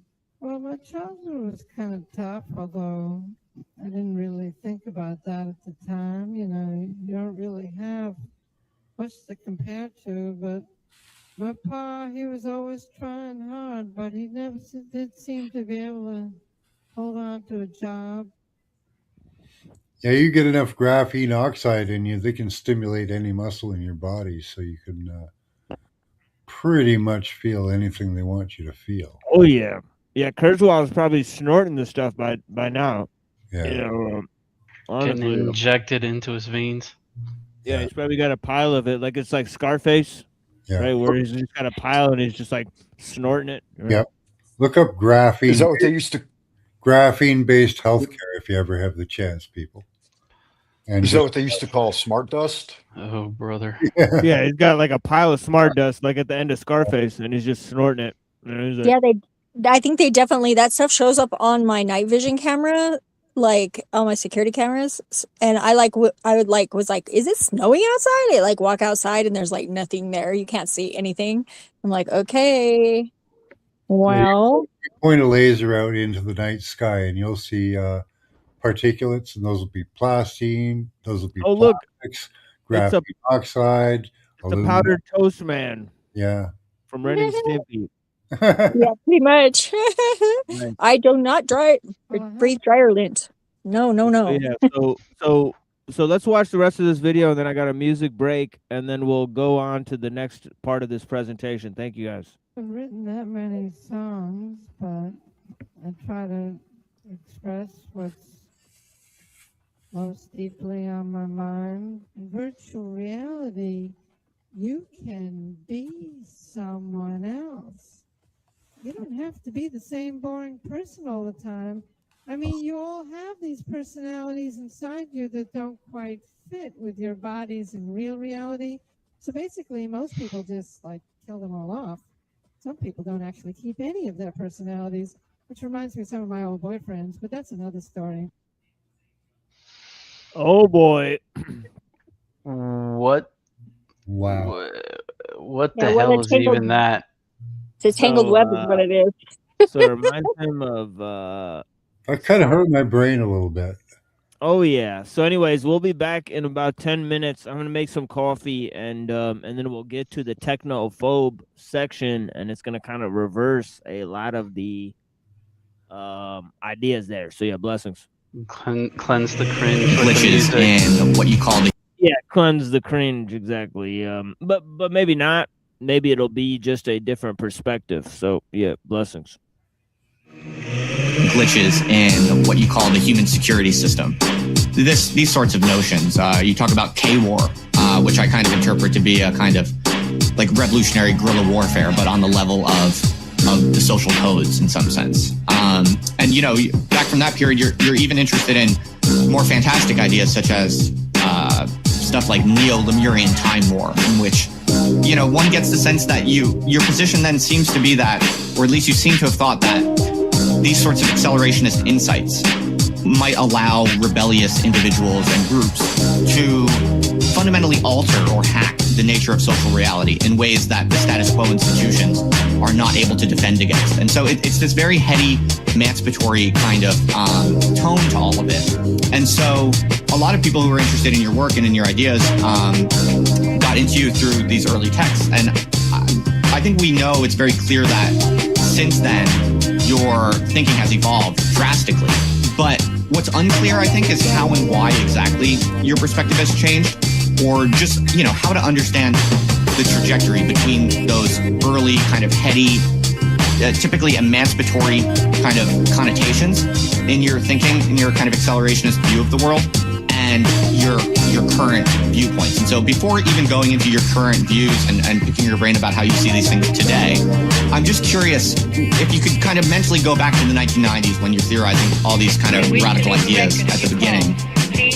What would you say, like, what was the first kind of crack in that tendency for you? Like, what gave exactly? Was there a particular realization or insight or problem or anomaly in kind of your viewpoints in the 90s that kind of cracked and made you kind of see that all of these radical emancipatory ideas are not going to work? Or how would you explain that? These things come in waves. I mean, wave motion is crucial to it. There was an extremely exciting wave that was ridden by the CCIU in the early to mid-1990s. You know, the internet was basically arrived in those years. There were all kinds of things going on culturally and technologically and economically that were extremely exciting. And, you know, that carried this accelerationist current and made it extremely immediately plausible and convincing to people. Outrageous, perhaps, but definitely convincing. But it was followed, and I wouldn't want to put specific dates on this, really, but I think there was an epoch of deep disillusion, like the you know, I'd call it the Facebook era. And obviously, for anyone who's kind of coming in any way out of Deleuze and Guattari, for something called Facebook to be the dominant sort of representative of cyberspace is just almost, you know, comically horrible thing to happen. You know, and I just really responded to this with such utter prolonged disgust that a certain, like a, you know, deep sedimentary layer of profound grumpiness, you know, from a personal point of view was added to this. But I don't think it's just a personal thing. I mean, I think that acceleration just went into massive eclipse. To me, what's really at stake in this question is understanding the nature of ideology, because that's one of the things I'm really interested in today, is just what exactly is ideology? What is the most empirically sophisticated way to understand social communities' tendencies to divide along ideological dimensions, the number of those dimensions, the relationship between those dimensions? I find it very fascinating and important because I think it's that those are the tracks along which so much of contemporary kind of mass insanity and confusion go down. So it almost seems to me like listening to you describe your own trajectory, it almost sounds like you're endorsing kind of like a horseshoe theory of ideology, right? This idea that, the radical left at a certain margin almost has to become right-wing to some degree. That seems to be kind of baked into what you're saying about Deleuze and Guattari's perspective on acceleration, that, the real way to rebel against capitalism is in some sense to be so capitalist that capitalism can't handle it to some degree.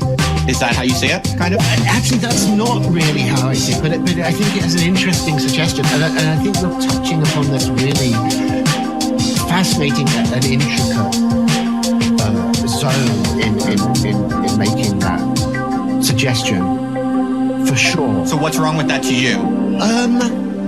Okay, let me see. Well, maybe before trying to immediately sort of respond precisely to that, let me just say that, a lot of there is an actual sort of fabric of discussion, obviously very connected to your point around this, which comes from the fact that precisely because of this surreptitious, insidious strategy that Deleuze and Guattari, I'm going to use them as the kind of the epitome of this, that we're involved in. Because of that strategy, they have resulted in a question that has haunted accelerationism from its birth, which is precisely this thing about, is it a left wing or a right wing process that we've seen people exploring in stages later. And the sort of leftist, I would say the original leftist formulation of it, before, very different from anything that we get in what then becomes called left accelerationism later, is that, well, it's almost like Lenin's, the worse the better. So the understanding of it is that, what Deleuze and Guattari are doing, what the accelerationist current coming out of them is doing, is saying the way to destroy capitalism is to accelerate it. And there's no other strategy that has any chance of being successful. Now, is that? Oh, so then there's a question. Well, okay, can we model what we're being said there as a horseshoe? That there is a certain kind of possible meeting point of kind of hyper-rightists in terms of kind of proponents of capitalism, and hyper-leftists as defined as kind of ferocious antagonists of capitalism. I mean, I will grant, in that construction that's not implausible. That's not implausible. And I think we do see these interesting crossovers. Like, obviously, one figure that I think is sort of on the edge of this, and of great interest to lots of people working in sort of accelerationism related areas around, is this guy who goes by the nick of Dan Yehu, or if I'm pronouncing that right, Jehu, I don't know. He's he's as fundamentalist Marxist as anyone I've ever come across.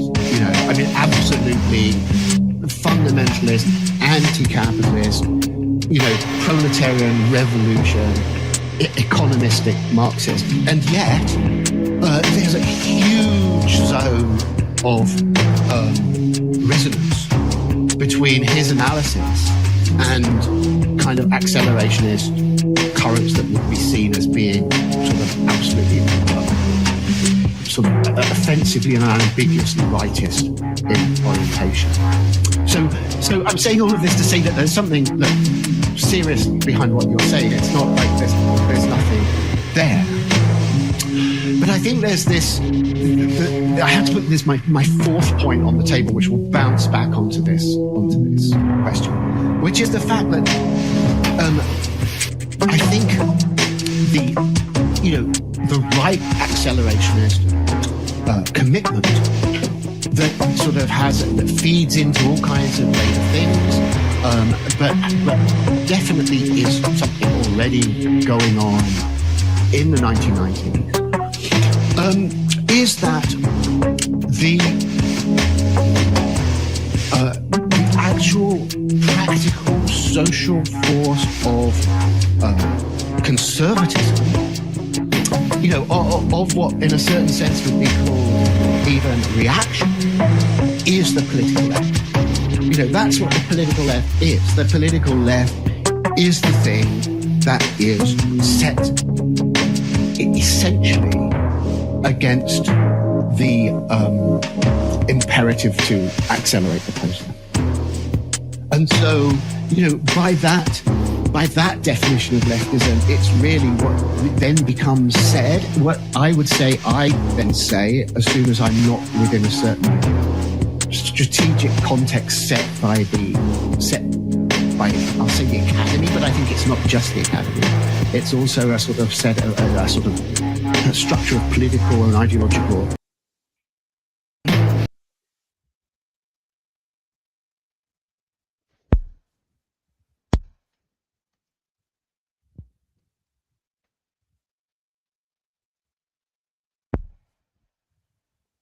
All right, I got another thing here. This is for this whole show is for Uncle Teddy's birthday. So here's Uncle Teddy. By Blackfoot Valley Dispatch.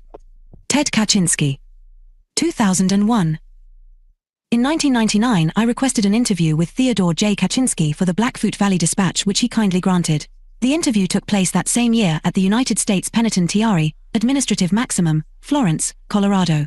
BVD, well, TJK, well, BVD, well, why did you leave your job at Berkeley and your career in mathematics? TJK, at the time I accepted the job at Berkeley, I had already decided that I would keep it for at most 2 years before leaving it to go live in the woods.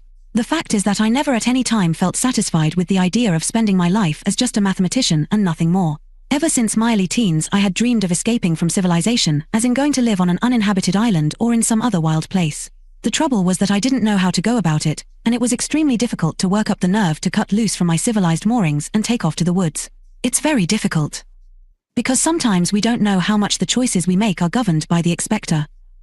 Tie-ins of people around us, and the fact that we go and do something other people would regard as mad, it's very difficult to do. Furthermore, I didn't know where to go really. But at about the beginning of my last year at the University of Michigan, I went through a kind of crisis. You could say that the psychological chains with which society binds us sort of broke for me. After that, I was sure that I had the courage to break away from the system, to take off and just go into some wild place and try to live there. When I went to Berkeley, I never went there with the intention of continuing there indefinitely. I took the job at Berkeley only to earn some money to get started with, to buy a piece of land. BVD, you said that when you were in your early teens you had dreams of going to live in an uninhabited place. Do you recall anything that led you to have those dreams? Something you saw or experienced? TJK, certainly things I read led me in that direction.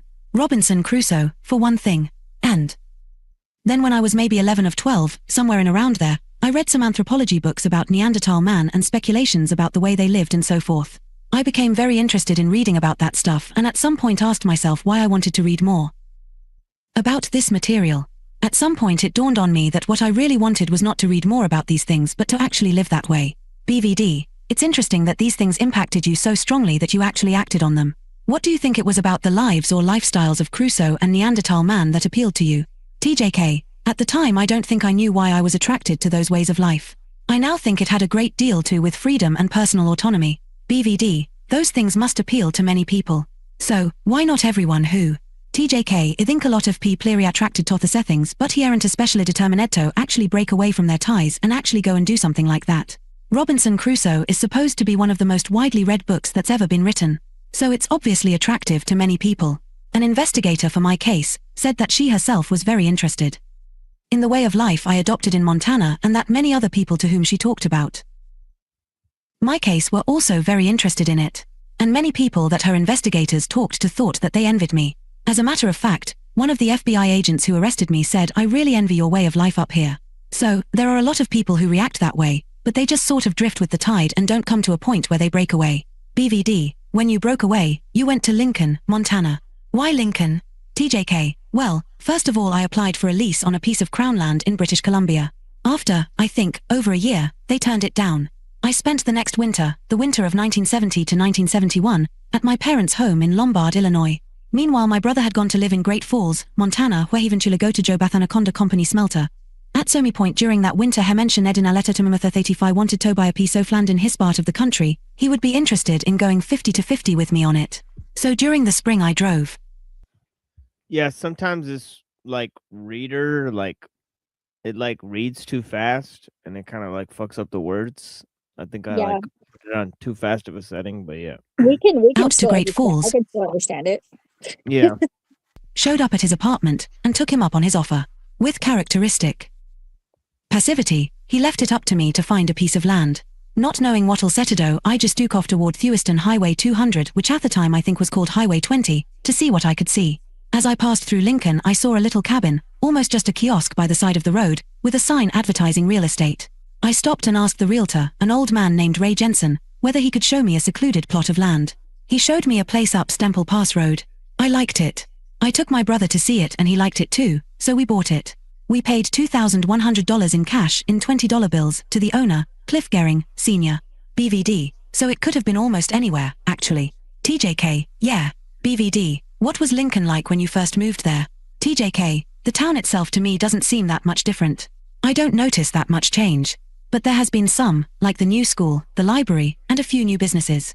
Maybe I would notice the changes in the town more if I were interested in it, but since I'm not, I don't notice much of those changes. I am interested in the surrounding countryside, and that has changed a lot because aside from logging and road building, an awful lot of people have moved in there. For example, Stemple Pass Road. There were far fewer places along Stemple Pass Road, and most of them were just log cabins. Not modern log cabins, but ones that must have been built decades and decades ago, and 2.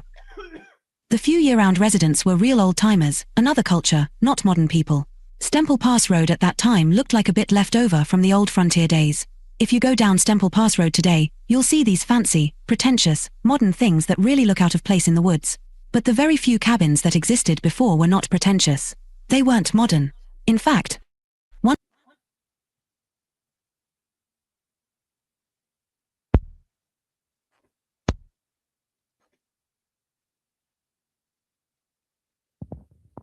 Whoops. Oops. by Blackfoot Valley Dispatch. Ted Kaczynski. 2001. Okay. In fact, once when my parents came to visit me in the early 1970s, we drove along Stemple Pass Road and my mother, who is bourgeois to the core in spite of her background, asked in a sneering tone who are these people who live in these places? Are they just drifters or what? They weren't drifters, but stable old-timers, retirees. But they weren't concerned about status and the appearance of their homes. They were old-fashioned enough so that they didn't care whether their houses had an appearance of middle-class respectability. So, by my mother's standard their homes looked shabby. You can see how Stemple Pass Road has changed and similar changes, I think, characterize a lot of the country around Lincoln, because a lot of places where there are cabins now, there were no cabins when I got there. BVD, your cabin looked right at home, harmonious, with its surroundings in the woods. Did you use plans to help you with the building of it or did you plan the building yourself? TJK, I just planned it myself. BVD, and you built the cabin yourself? TJK, I had a little help from my brother, but very little. The amount of help he gave me was insignificant. Mostly I did it by myself. BVD, how long did it take you to build it? TJK, it took me from the beginning of July 1971 until I think late November. But the work was interrupted by some trips I made to Great Falls for various purposes. Much more important, it was interrupted when I scalded my foot. On August 1st, 1971, I was so clumsy as to knock over a pot of boiling soup. It poured right down into my sneaker and scalded my foot so badly that, on doctor's orders, I remained inactive for about 5 or 5.5 weeks. BVD, I'm curious. Did you have enough light in your cabin? Was it light enough in there? TJK, in the winter? BVD, anytime. TJK, yeah, it was light enough. Except for when it got dark outside, of course. BVD, who were the people you first met when you came to Lincoln, and who were your neighbors? TJK, well, obviously, the realtor. But, the first people whom I knew socially when I moved onto my property were Glenn and Dolores Williams, who still own the cabin next to mine. They never lived there permanently. It was only a vacation home for them. I was always on friendly terms with them, but I never became at all close to them. And Irene Preston and Kenny Lee. They were, what we call, colourful characters. He used to have some interesting stories. BVD. And when did you meet the Lundbergs? TJK. I think I first met Dick Lundberg around 1975, because until that time I had a car, later an old pickup truck.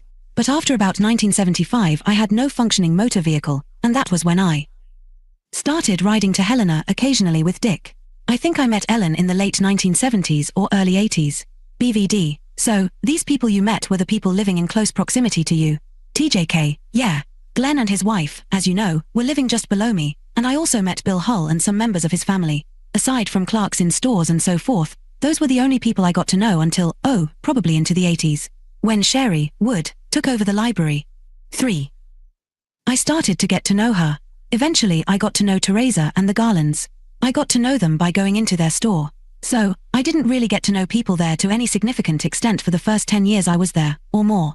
BVD. What about Chris Waits? TJK. The first I met him would probably be somewhere around the mid-80s. I don't remember. He used to sometimes pass me on the road. I may have taken a ride from him once or twice, I'm not sure if I ever did at all. But I know he used to pass me on the road and say hello, and that's the only acquaintance I ever had with him, except once I was at his yard sale at Leora Halls, and I talked briefly to him there. See, I pretty much spent my time in the woods and kept to myself, and so, really, had no occasion to meet anyone except the people living in the immediate area. BVD eyes. He didn't really live in the immediate area. About Leora Hall's yard sale, where you briefly talked to him. In his book, Waits claims that you bought silver or silver-plated flatware there. But Leora Hall has said that you positively did not buy any silver or silver-plated flatware, because she didn't have any for sale. She does, however, remember seeing you there and even remembers the specific items bought. Any comment? TJK. I've never bought any silver-plated flatware from Leora Hall or anyone else. BVD. Well, let's move on then. Did you follow routines in your life?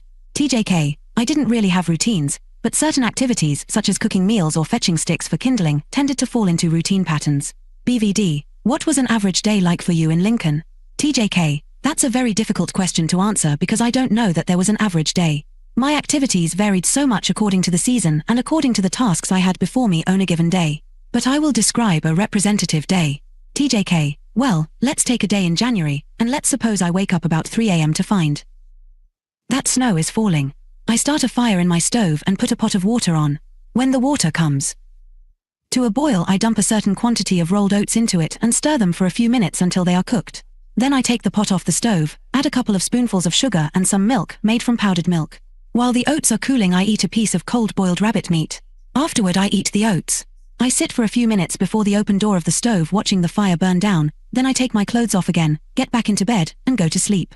When I wake up, the sky is just starting to get light. I get out of bed and dress myself quickly because it's cold in the cabin. By the time I'm dressed, there's a little more light and I can see that it's no longer snowing and the sky is clear. Because of the fresh snow, it should be a good day for rabbit hunting. So I take my old, beat-up, single-shot .22 down from the hooks on the wall. I put my little wooden cartridge box, containing 16 cartridges, in my pocket, with a couple of books of matches wrapped in plastic bags and a sheath knife on my belt in case I have to build a fire in an emergency.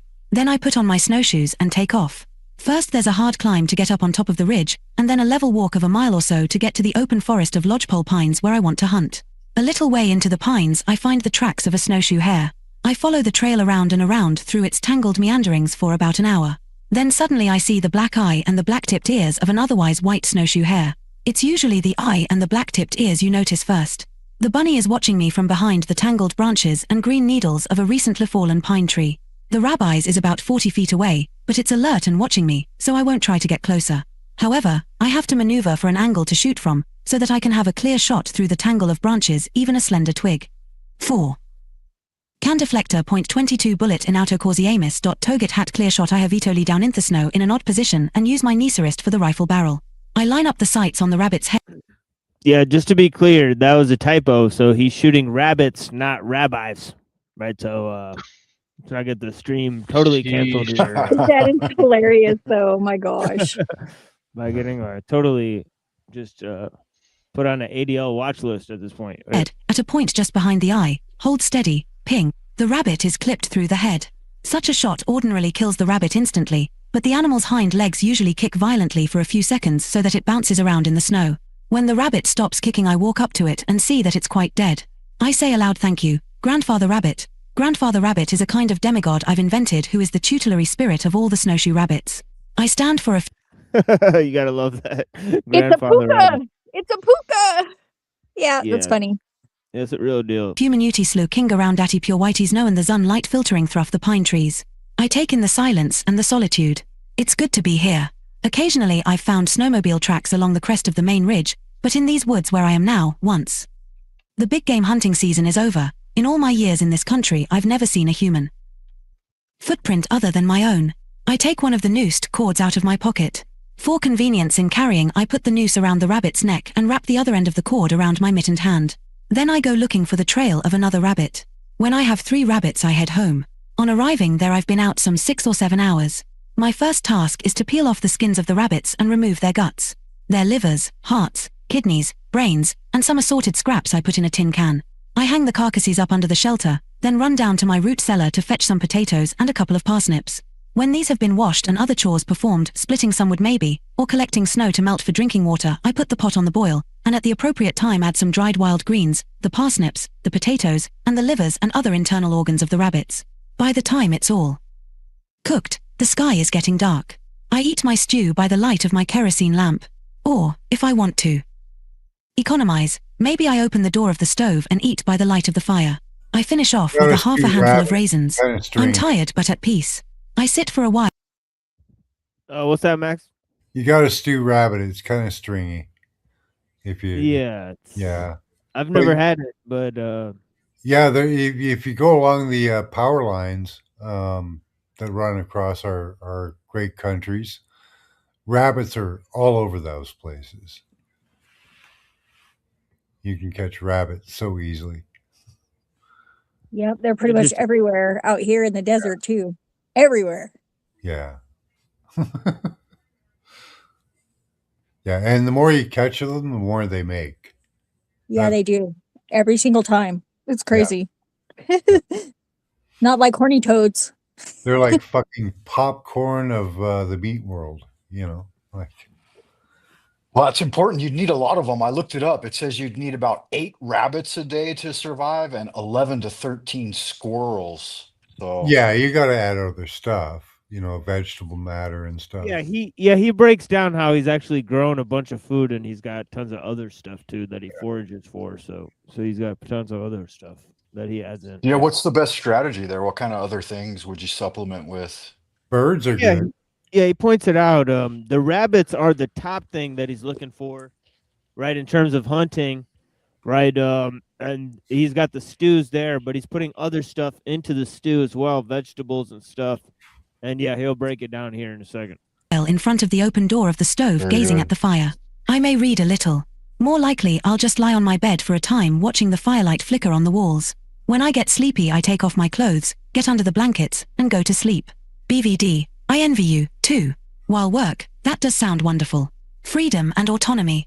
No time clock to punch, whether literal or figurative. But let me shift topic. You just mentioned sleep. Was your bed, or bunk, comfortable?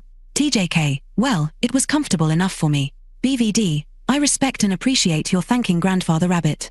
I'm reminded of the real origins of the ritual or custom of saying grace before a meal, a solemn awareness of sacrifice, that all life gives itself so that other life may live. Do you believe in fate? TJK, no.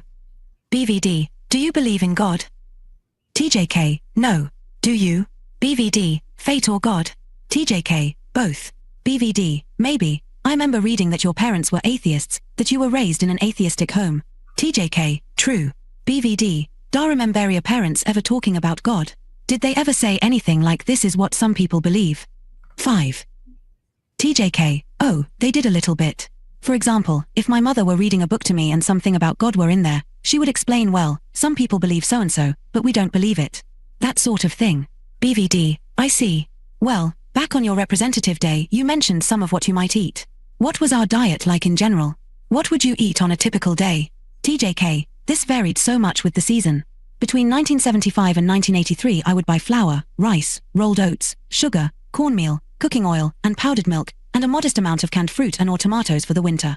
I would eat maybe 1 can every other day through the cold season. I would eat a small amount of canned fish and dried fruit. Other than that, almost everything I ate was wild or grown in my garden.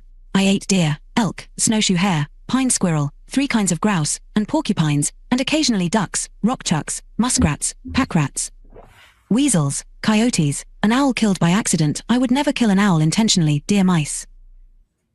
And grasshoppers, huckleberries, soapberries, red twinberries, black twinberries, gooseberries, 2 kinds of blackcurrants, raspberries, strawberries, Oregon grapes, chokecherries, and rose hips.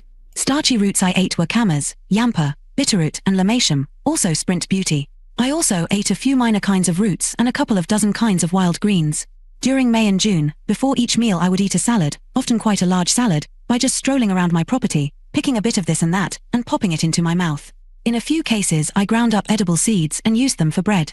But grinding them was excessively time-consuming. I had no handmill, and ground them on a rock.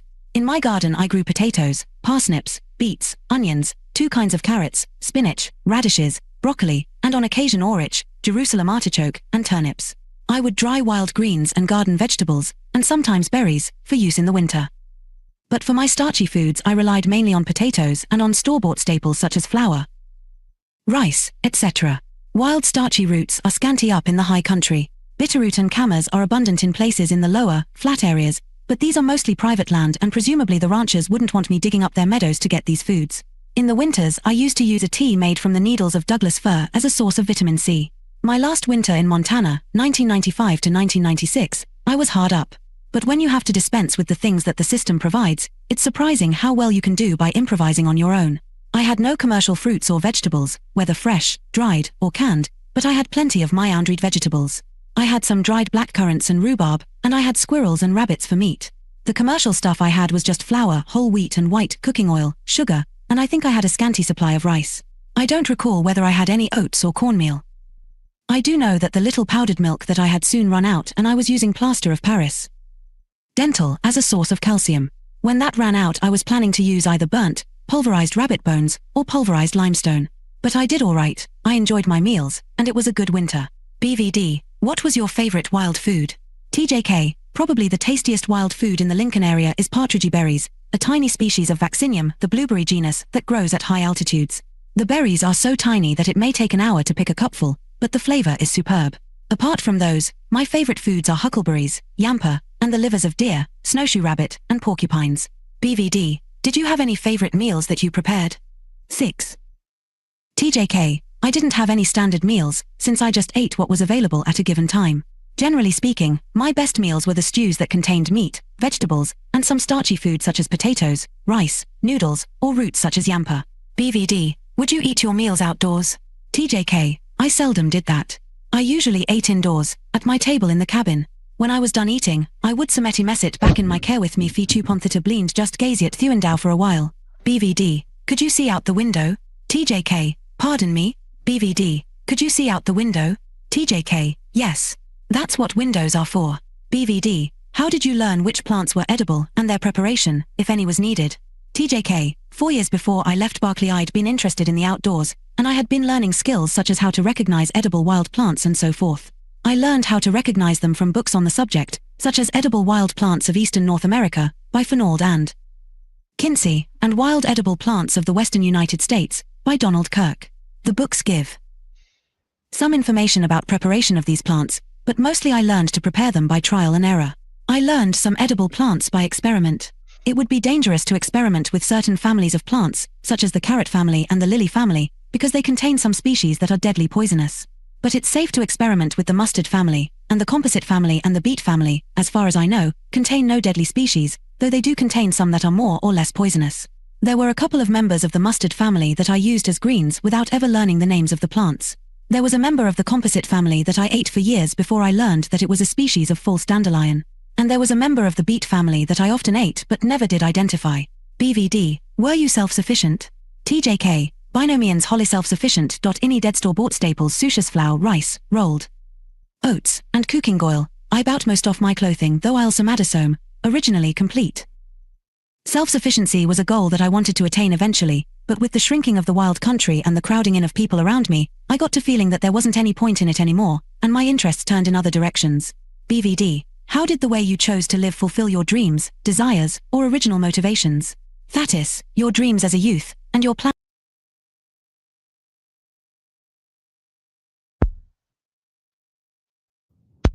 Okay, so this is sort of the main push here, is this last sort of 5 minutes of the thing. And yeah, obviously we're not celebrating the actions, but the fact is that some brilliant ideas for sure, especially this last 5 minutes, but definitely very influential ideas from the man about disconnecting with technological society and whatnot. So this is what he has to say about some of his motivations. And decision to leave Berkeley. And what was the most satisfying thing about your life in Lincoln? TJK, in my life in the woods I found certain satisfactions that I had expected, such as personal freedom, independence, a certain element of adventure, a low-stress way of life. I also achieved certain satisfactions that I hadn't fully understood or anticipated, or that even came as complete surprises to me. The more intimate you become with nature, the more you appreciate its beauty. It's a beauty that consists not only in sights and sounds but in an appreciation of the whole thing. I don't know how to express it. What is significant is that when you live in the woods, rather than just visiting them, the beauty becomes a part of your life rather than something you just look at from the outside. Related to this, part of the intimacy with nature that you acquire is the sharpening of your senses. Not that your hearing or eyesight become more acute, but you notice things more. In city 7 life you tend to be turned inward, in a way. Your environment is crowded with irrelevant sights and sounds, and you get conditioned to block most of them out of your consciousness. In the woods you get so that your awareness is turned outward, toward your environment, hence you are much more conscious of what goes on around you. For example, you'll notice inconspicuous things on the ground, such as stable plants or animal tracks. If a human being has passed through and has left even just a small part of a footprint, you'll probably notice it. You know what the sounds are that come to your ears. This is a bird call, that is the buzzing of a horsefly, this is a startled deer running off, this is the thump of a pine cone that has been cut down by a squirrel and has landed on a log. If you hear a sound that you can't identify, it immediately catches your attention, even if it's so faint that it's barely audible. To me, this alertness, or openness of one's senses, is one of the greatest luxuries of living close to nature. You can't understand this unless you've experienced it yourself. Another thing I learned was the importance of having purposeful work to do. I mean really purposeful work, life and death stuff. I didn't truly realize what life in the woods was all about until my economic situation was such that I had to hunt, gather plants, and cultivate a garden in order to eat. During part of my time in Lincoln, especially 1975 through 1978, if I didn't have success in hunting, then I didn't get any meat to eat. I didn't get any vegetables unless I gathered or grew them myself. There is nothing more satisfying than the fulfillment and self-confidence that this kind of self-reliance brings. In connection with this, one loses most of one's fear of death. In living close to nature, one discovers that happiness does not consist in maximizing pleasure. It consists in tranquility. Once you have enjoyed tranquility long enough, you acquire actually an aversion to the thought of any very strong pleasure, excessive. Where I live, what I have seen over my lifetime is that they have taken out all the fruit trees. All the fruit trees have been stripped from the landscape. They used to be on the streets, but now they replace them with pine trees or maple trees, nothing that bears any fruit. Yeah, that's interesting. We still have mulberry trees here in Albuquerque, but they've been taking them out too. Yeah, they replace them, but they replace them with things that don't bear any fruit. So, yeah. Like we could have fruit trees lining the streets and everybody could have preserves, and you can live off of fruit if you have to, and there could be enough of it, but every tree that they put around now is not a fruit bearing tree. Aren't fruit trees somewhat labor intensive to maintain them in good order? Only like if you don't have a lot of birds, like the birds will eat the fruit off the ground. I mean, don't go walking around underneath them barefoot probably, but like an apple tree, once you crop it, like after its first 5 years, if you keep it trimmed at a good level, it'll stay there and fruit will be available for everyone. and applewood is really good for making magic wands. The reason I asked is because I had a lot of fruit trees on my land in Tennessee, but since nobody's living there, they all kind of like went bad really quickly, like within just a couple of years.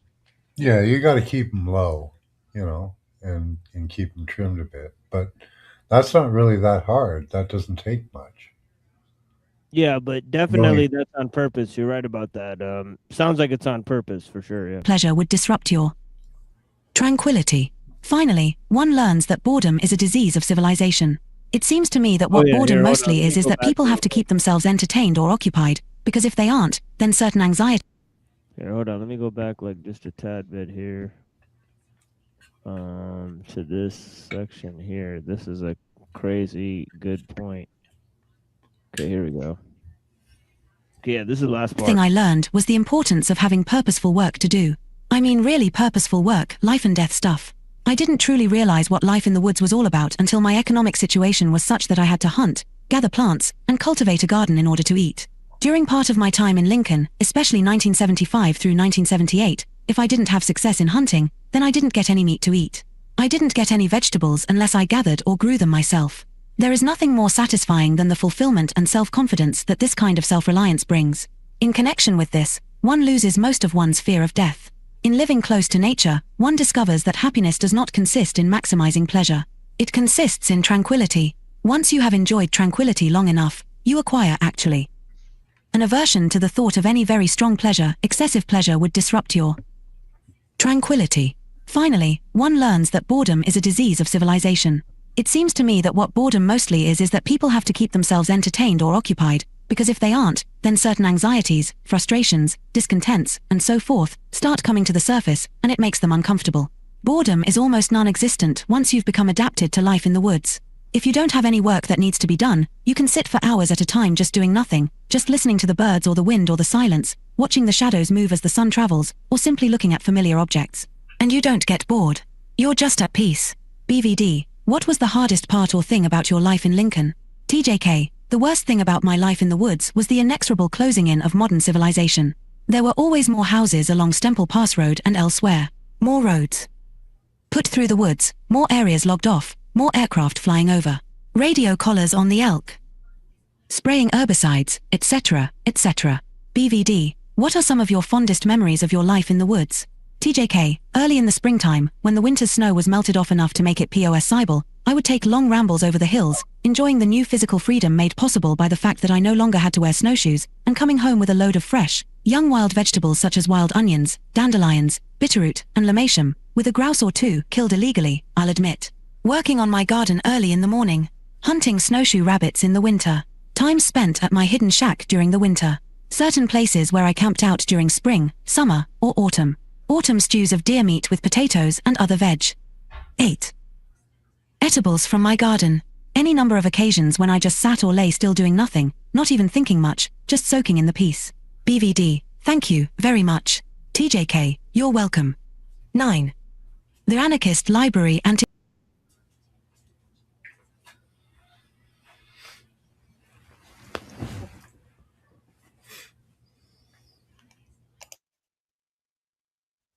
Good evening, I'm Lister Sinclair, and this is Ideas. In the fall of 1988, Ivan Illich stood before a convocation of the Evangelical Lutheran Church in America and pronounced a solemn curse on life. In many contemporary discourses, he said, life has taken on a shadowy substance and become in effect the ultimate economic resource. A life, he went on, is amenable to management, to improvement, and to evaluation in terms of available resources in a way which is unthinkable when we speak of a person. Life, in this substantive sense, he told the Lutherans, is the most powerful idol that the Church has had to face in the course of its history. Challenging cherished prejudices is something that Ivan Illich has done through a brilliant and iconoclastic career that now spans nearly 4 decades. Once a Monsignor of the Roman Catholic Church, he voluntarily suspended his work as a priest in 1969 when his campaign against international development and the Church's part in it antagonized his superiors in Rome. In books like deschooling society, tools for conviviality, and medical nemesis, he took on the great secular bureaucracies of his time as well, criticizing the way in which professional monopolies disable personal initiative. In his more recent writings, he has investigated the historical origins of what he calls our certainties, the taken-for-granted assumptions which form the foundation of contemporary thought. Life is one such certainty. Whether we speak of a life or life on Earth, we take it for granted that we are referring to something substantial and that we have a duty to manage this something responsibly. In 1989, on Ideas, David Cayley presented Part Moon, Part Traveling Salesman, Conversations with Ivan Illich. Tonight, he continues that conversation with an investigation of Illich's ideas on life. St. Augustine, in his Confessions, poses the question, what is time? And answers, if no one asks me, I know. If I wish to explain it to someone who asks, I know it not. The case is somewhat the same with life. We know what it means, but we couldn't necessarily explain it. In science, the question, what is life, has proven so intractable that it has produced a recurrent heresy called vitalism. Philosophy and law have been equally powerless to produce a general definition. The word life has named the exuberance of nature or of God, but until recently it has been something that could be substantially known only through its embodiments. Today, according to Ivan Illich, this word is being used in a new and unprecedented sense, what he calls a substantive sense, as if life were not an attribute or an experience, but a thing in itself. There's a good deal of evidence for what Illich says. The word life now crops up everywhere in current talk. In advertising, variations on the theme of Coke adds life now seem to be everywhere. Fundraisers stage walks for life, rides for life, concerts for life. At a more serious level, life has become an important term in the discourses of medicine, ecology, bioethics, and even law. Physicians now regard themselves as advocates and protectors of life, from conception to organ harvest. At a conference in Germany last year, I heard a prominent physician say that medicine no longer treats discrete diseases, but disturbances of existence. Imagine being able to build an app with your name on it, just by thinking about it. Meet Base 44. Sheesh. AI gonna run ads on you. They're hard at it lately.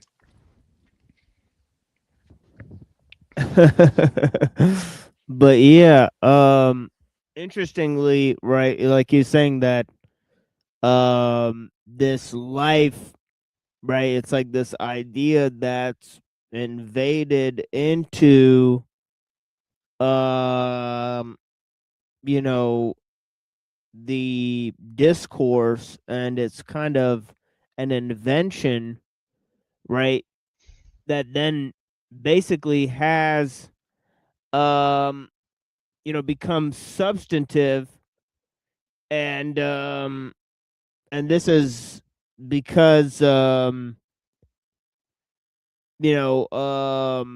it's extremely odd in its sort of construction, right? Mainly because of the fact that nobody has been able to define things like life or mind, right? So their centrality or their importance in the common discourse is then a bit mysterious, right? It seems like they're constructing a new sort of religious sensibility, right? And if you look at the previous summations that we offered, okay, it seems like that question was very important for the cyber feminists, right? To sort of redefine the precursors of life, as it were, the anti-Oedipal symbiosis, as it were, right, that they were referring to, right, was sort of a revisioning of both life, but then also a revisioning of the Christian sensibilities.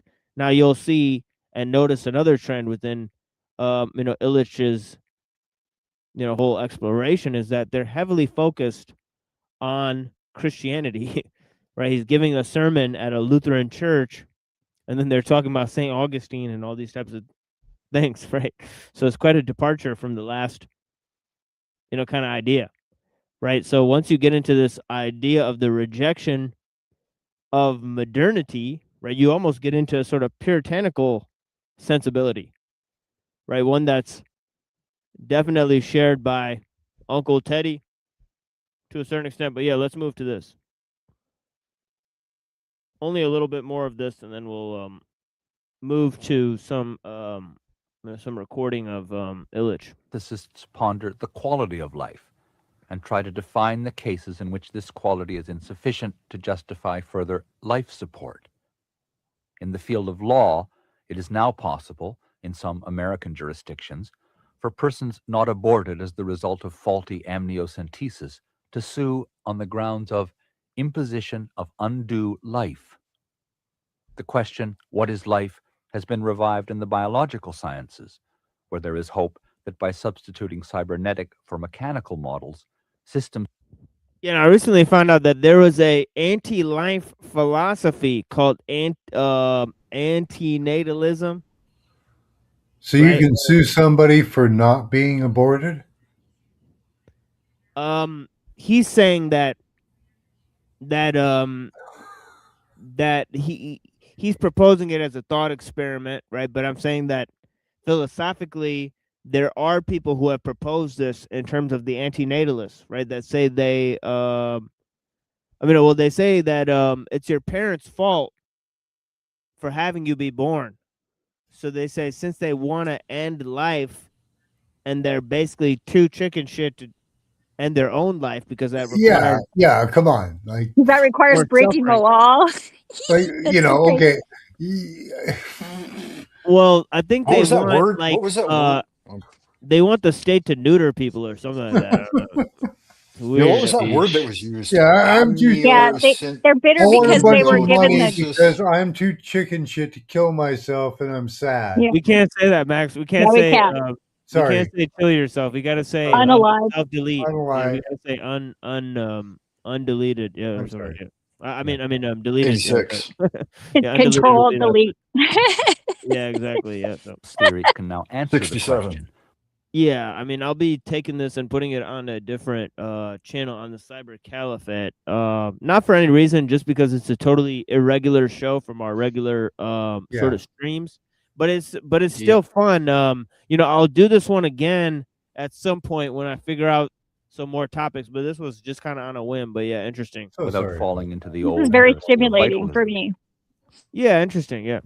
And in popular ecology, environmentalists speak of life on Earth as an endangered resource and propose survival. Okay, so there's that idea, right? Life as a danger, right? So there's this idea in environmentalism. So you could see or sense a certain bit of environmentalism in the previous sentiment with the cyber feminism, right? Because of saying that we can stop using the earth as a resource if we just blend with the material, right? So there's this kind of idea where, so yeah, it's weird. But as a political goal.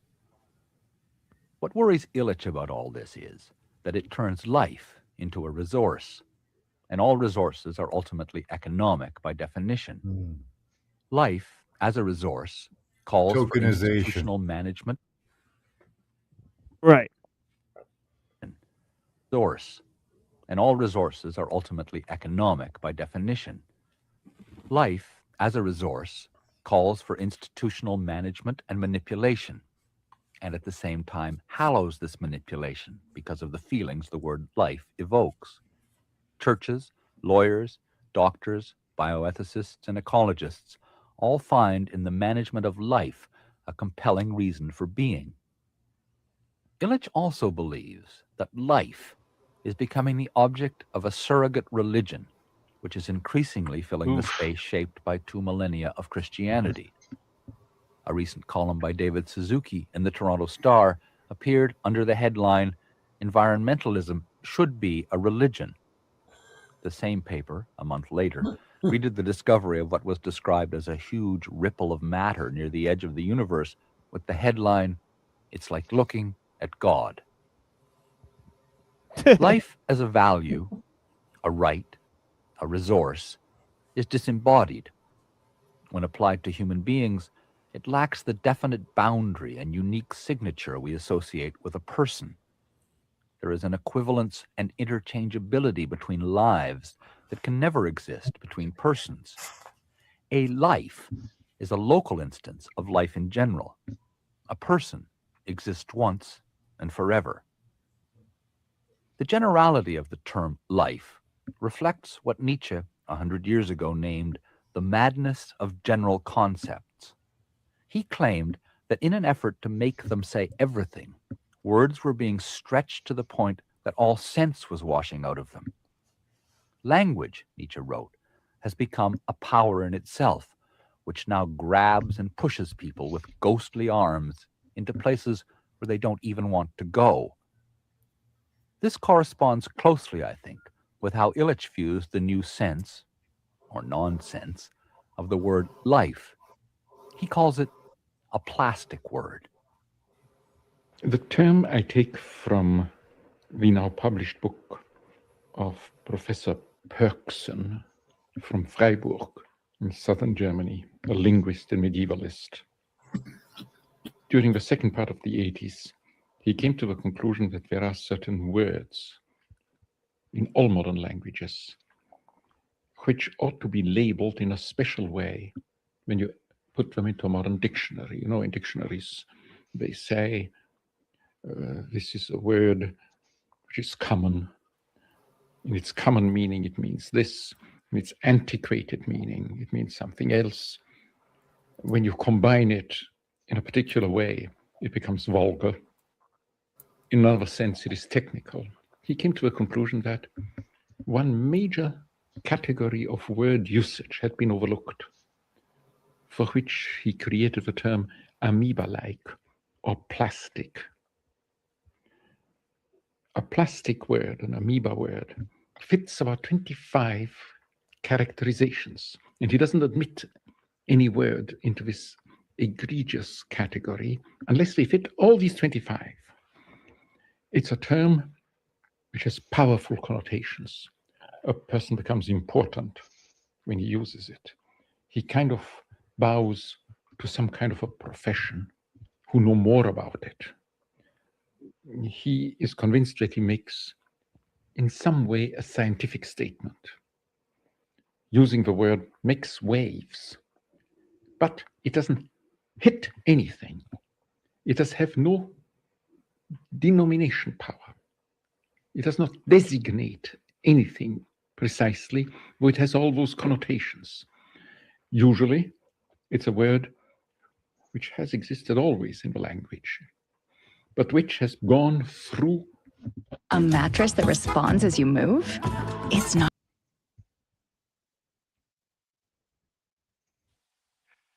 There's that old AI rearing its head again. I've noticed that like 90% of the ads now are AI generated, AI scripted, and AI initiated. And there's not even human editors because there's spelling mistakes and everything. It's so weird. Yeah, you don't have to like pay for actors, I guess. So it's pretty. Yeah, it's getting spooky. Scientific laundry, and then dropped back into ordinary language with a new connotation that it has something to do with what other people know and you can't quite fathom. He has found these words in every language, and they are everywhere, only a couple of dozen, and they're always the same.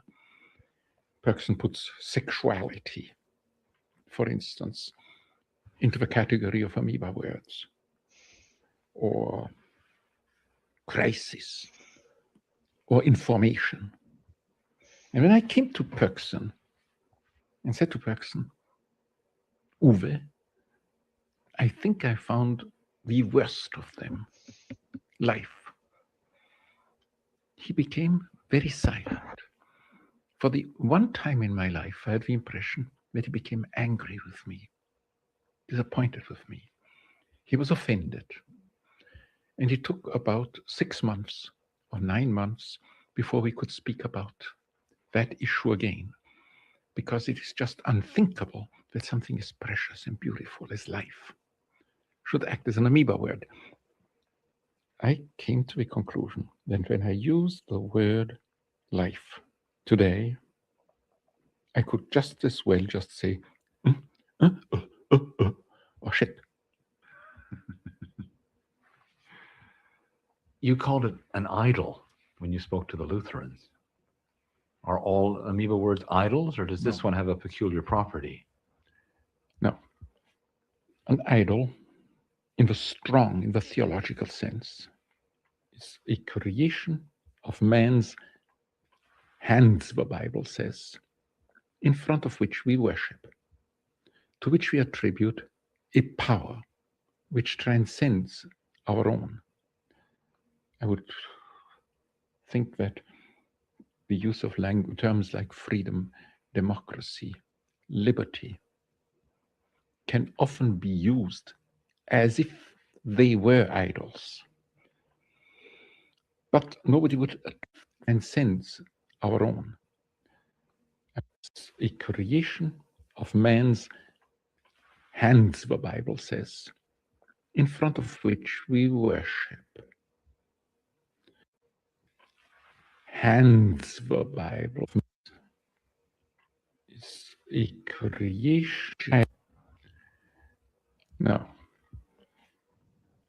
An idol in the theological sense, is a creation of man's hands, the Bible says, in front of which we worship, to which we attribute a power which transcends our own. I would think that the use of terms like freedom, democracy, liberty can often be used as if they were idols. But nobody would attribute substance to them. You can also be in favor of aliveness, of life in general. Let's live it up. But when I speak of a life, I give it a substantive meaning. I'm saying this here is a life. The characteristic idea of the New Age, Illich believes, is system. Isn't that kind of why the Muslims have such a strong approbation against any form of idolatry? Definitely there's a strong sense in Islam about idolatry, that idolatry is a huge thing you want to stay away from. You don't want to have images, representations of God. And I know certain Lutherans are of that same mind, right? I think there are certain Lutheran sects that have a similar concept, right, about idolatry. Obviously, there's a strong story about idolatry in the Old Testament that's very commonly known, that was shown on the screen there. So, I mean, obviously it should be. Yeah. Oh, sometimes people don't see it. Like he was pointing out that the use of concepts and words like freedom and liberty are being like subverted into a form of idolatry. Yeah, and even the pagans were well aware. I mean, even the Confucians and the Hindus and all those people, they were well aware that you can pour negative energy into a certain token of, whether it be a divine or religious symbol or something else, where you are not worshiping the real thing. They knew that this was a concept. So it doesn't have to be just a representation of all paganism. Even the pagans knew that you could worship the devil in the form of something that's man-made and so on and so forth. They also had this concept.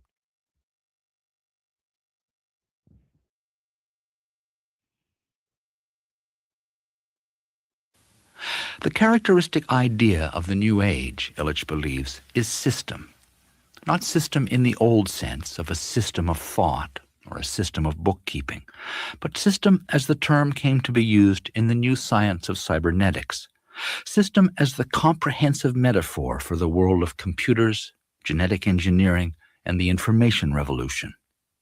The emergence of this new worldview marks the end of what Illich calls the age of instrumentality, the age during which our relationship to the world was primarily mediated by our tools. Using the word tool in its largest possible sense as any engineered, instrumental means, he argues that what characterizes a tool is the way in which it remains separate and distinct from its user. A system, he says, lacks this distinction. When Plato or when Plinius speak about tools or devices, we call them organon. We call the hand an organon, the hammer an organon, and the hammering hand an organon. The tool is an extension of the human body. In the 12th century, we notice, partly under Arabic influence, that an increasing awareness appears that certain material objects can incorporate, can be given human intentions. That the intent to perform, to do something, can pass from the hand into the hammer. That the hammer can be seen as something made for hammering, and the sword something for killing. No matter if... Okay, so what is he saying? He's saying that there's a linguistic tendency in Arabic to personify, items, right? And this is in the articles themselves, right? And you see this carried on in Spanish today too, right? In Arabic and Spanish, right? They personify, right, inanimate objects, right, and so on and so forth. So this personification tends to go into the action itself, right? And so there's not a separation, right, one, between the tool and the person and the action that's being performed therein, right? But also, right, there's another sense in which, the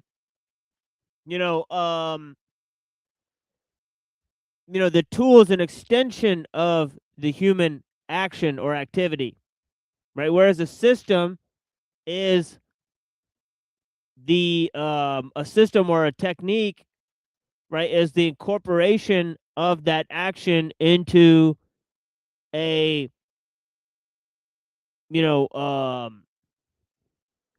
sort of circuit of activity, if it were, right?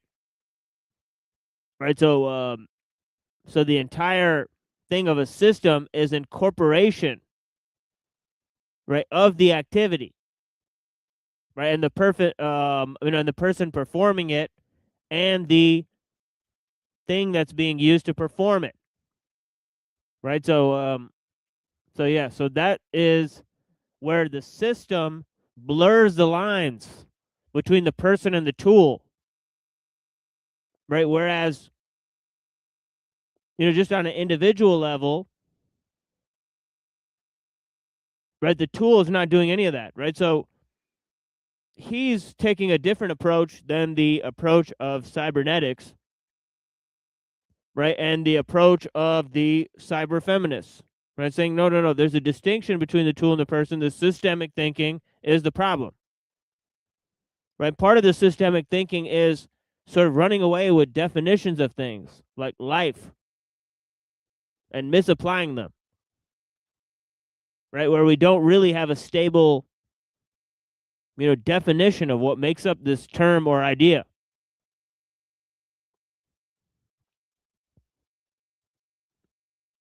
If the hammer is taken into the hand by a craftsman, or by a little girl, or by a mill, it's that way that in the 12th century we begin to speak about it. And the sword, can serve for killing or for war making, no matter if he who touches it is a noble born to the sword or any peasant trained to a sword. It's something which is characteristic, I believe, for the epoch, which I claim comes to an end with the 80s, is this distance, I use the term distality, between the hand, the operator, and the instrument which performs the task. This distality disappears again when the hammer and the man are conceived of, or the dog on the lash of the man, as a system. You cannot anymore say that there is a distance being conceived of a dog. This distality disappears again when the hammer and the man are conceived of a dog on the lash of the man, as a system. You cannot anymore say that there is a distance between the operator and the device, because according to systems theory, the operator is part of the system within which he operates and regulates. So long as there is what Illich calls distality between the tool and its user, the tool can incorporate the user's intention, whatever it may be. Tools exist at our free disposal as means to whatever end we appoint for them. This is not true, he thinks, of systems. Systems incorporate us in the purposes for which they were designed. We act within the system's parameters. The significance of this change lies in the way it shifts our understanding of ourselves and the world. When the world is conceived as a vast, interconnected system, extending from the microscopic realm of the cell to the macroscopic systems of the biosphere, the ground is cut out from under us. A system has no ground and no external standpoint from which we can observe or influence it. The computer offers a ready example of this shift. During little more than a generation, it has become the primary metaphor for self and world awareness, just as the Right, like, is a computer the programs that are running on the computer, right? Is it the hardware, right? Or is it the electrical activity or the information that's moving around within it? Right, which part is the computer? Right, it kind of goes back to the show we did on Buddhism, right? There's a bit of a problem with what exactly a computer is. It seems like a computer can only be defined in terms of systems, and the things that can be defined in terms of systems sort of lack definition themselves, right? So once you start to incorporate human beings into systems, right, then, as he said, right, everything within a system is designed for a purpose or end within that system. So incorporation within a system means that you're used for the purpose that the system is designed for, right? It's That's totally exactly what a opposite. computer is, actually, because that's what women used to be called computers whenever they were sitting there, like adding up stuff in rooms, like for people before there was computers. Yeah, but it's totally different with a tool, right? A tool is for what you want to use it for, right? Does anybody? Yeah, does they anybody? still call does them anybody- dishwashers. Does anybody here know how to make a computer?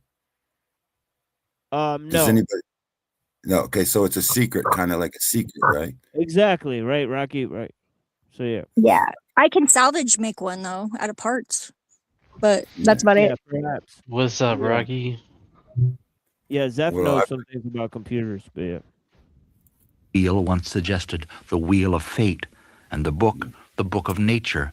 The computer now suggests a cybernetic world image, the world as network, the world as ecosystem, the world as genetic text. And this new image fundamentally changes the self-understanding of human beings. We no longer stand with one foot outside the world as tool users, readers of the book of nature, or persons with an eternal destiny. We've become part of the system. This change in worldview is often hailed as a return to an older, more organic conception of human beings, as a re-embedding of the body in nature. Illich vehemently disagrees. He sees the system's view as abstract and disembodying. For him, it moves away from the sensual body of old and into a purely theoretical realm that is inaccessible to our senses. This disembodiment, as Illich understands it, poses a deep threat to personal relationships, because for him, it is only as suffering, embodied persons that we can turn and face one another. The example he has used as his touchstone throughout this series is the gospel story of the Samaritan. Jesus tells this story in response to the question, "Who is my neighbor?" It concerns a Samaritan, a foreigner, who is moved by the plight of a Jew who lies beaten up in a ditch beside the road and who goes out of his way to take care of the wounded man. What is important about it, in our present context, is the emphasis Jesus places on what the Samaritan actually felt when he faced the injured Jew lying in his path. The Gospel says in that story, he felt moved in his belly, his entrails.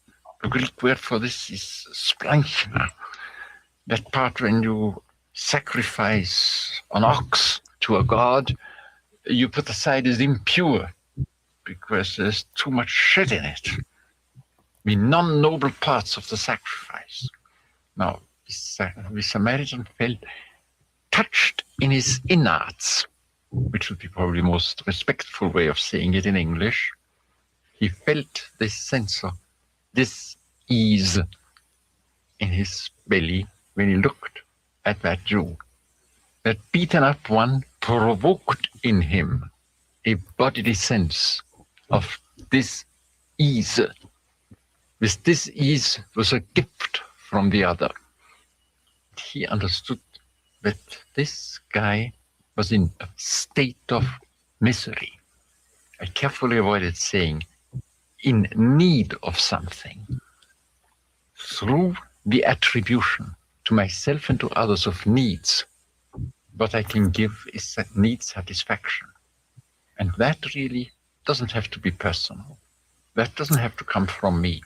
That most probably comes with more effectiveness, efficiency, and competence if we call in the right professional or let the right agency do it. We are therefore in a situation in which the disembodiment of the I-thou relationship has led into a mathematization, an algorithmization, which supposedly is experienced. What I consider during the last couple of years, the main service I still can render is to make people accept that we live in such a world. Face it. Not try to humanize the hospital or the school, but always ask, what can I, at this very moment, in the unique hic et nunc, now and here, in which I am, do to get out of this world of need satisfaction and feel free to hear, to sense, to intuit what the other one wants from me, would be able to imagine, expects with a sense of surprise from me at this moment. The other, for Illich, is always unique, particular, unrepeatable.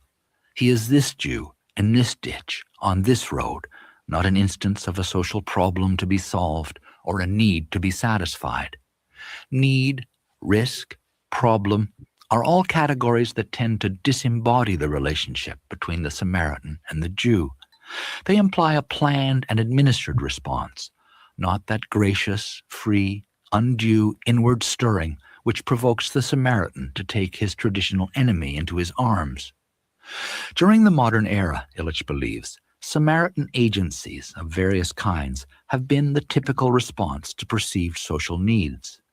But today, Illich says that he senses a growing disillusionment with this type of social outreach, and as its corollary, a resurgence of that free, anarchic spirit in which the original Samaritan acted.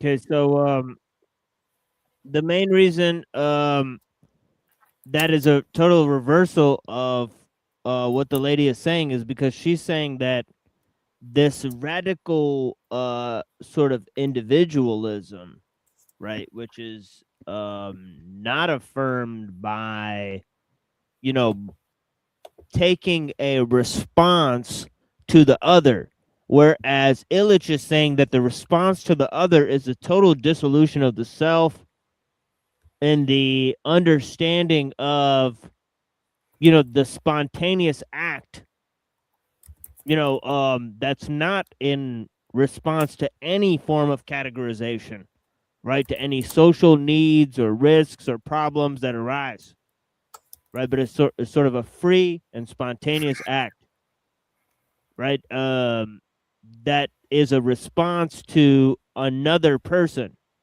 right, so this idea or the recognition of the other instead of this merger of the self with sort of nature and technology.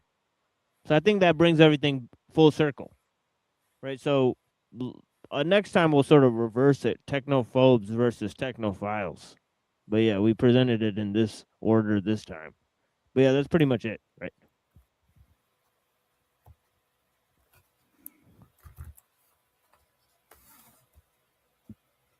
What do you guys think? It's a lot to think about. Yeah, it gives us some food for thought. Mm-hmm. Yeah, for sure. And have you swayed, or where are you? Are you a technophobe or a technophile? I'm on the edge.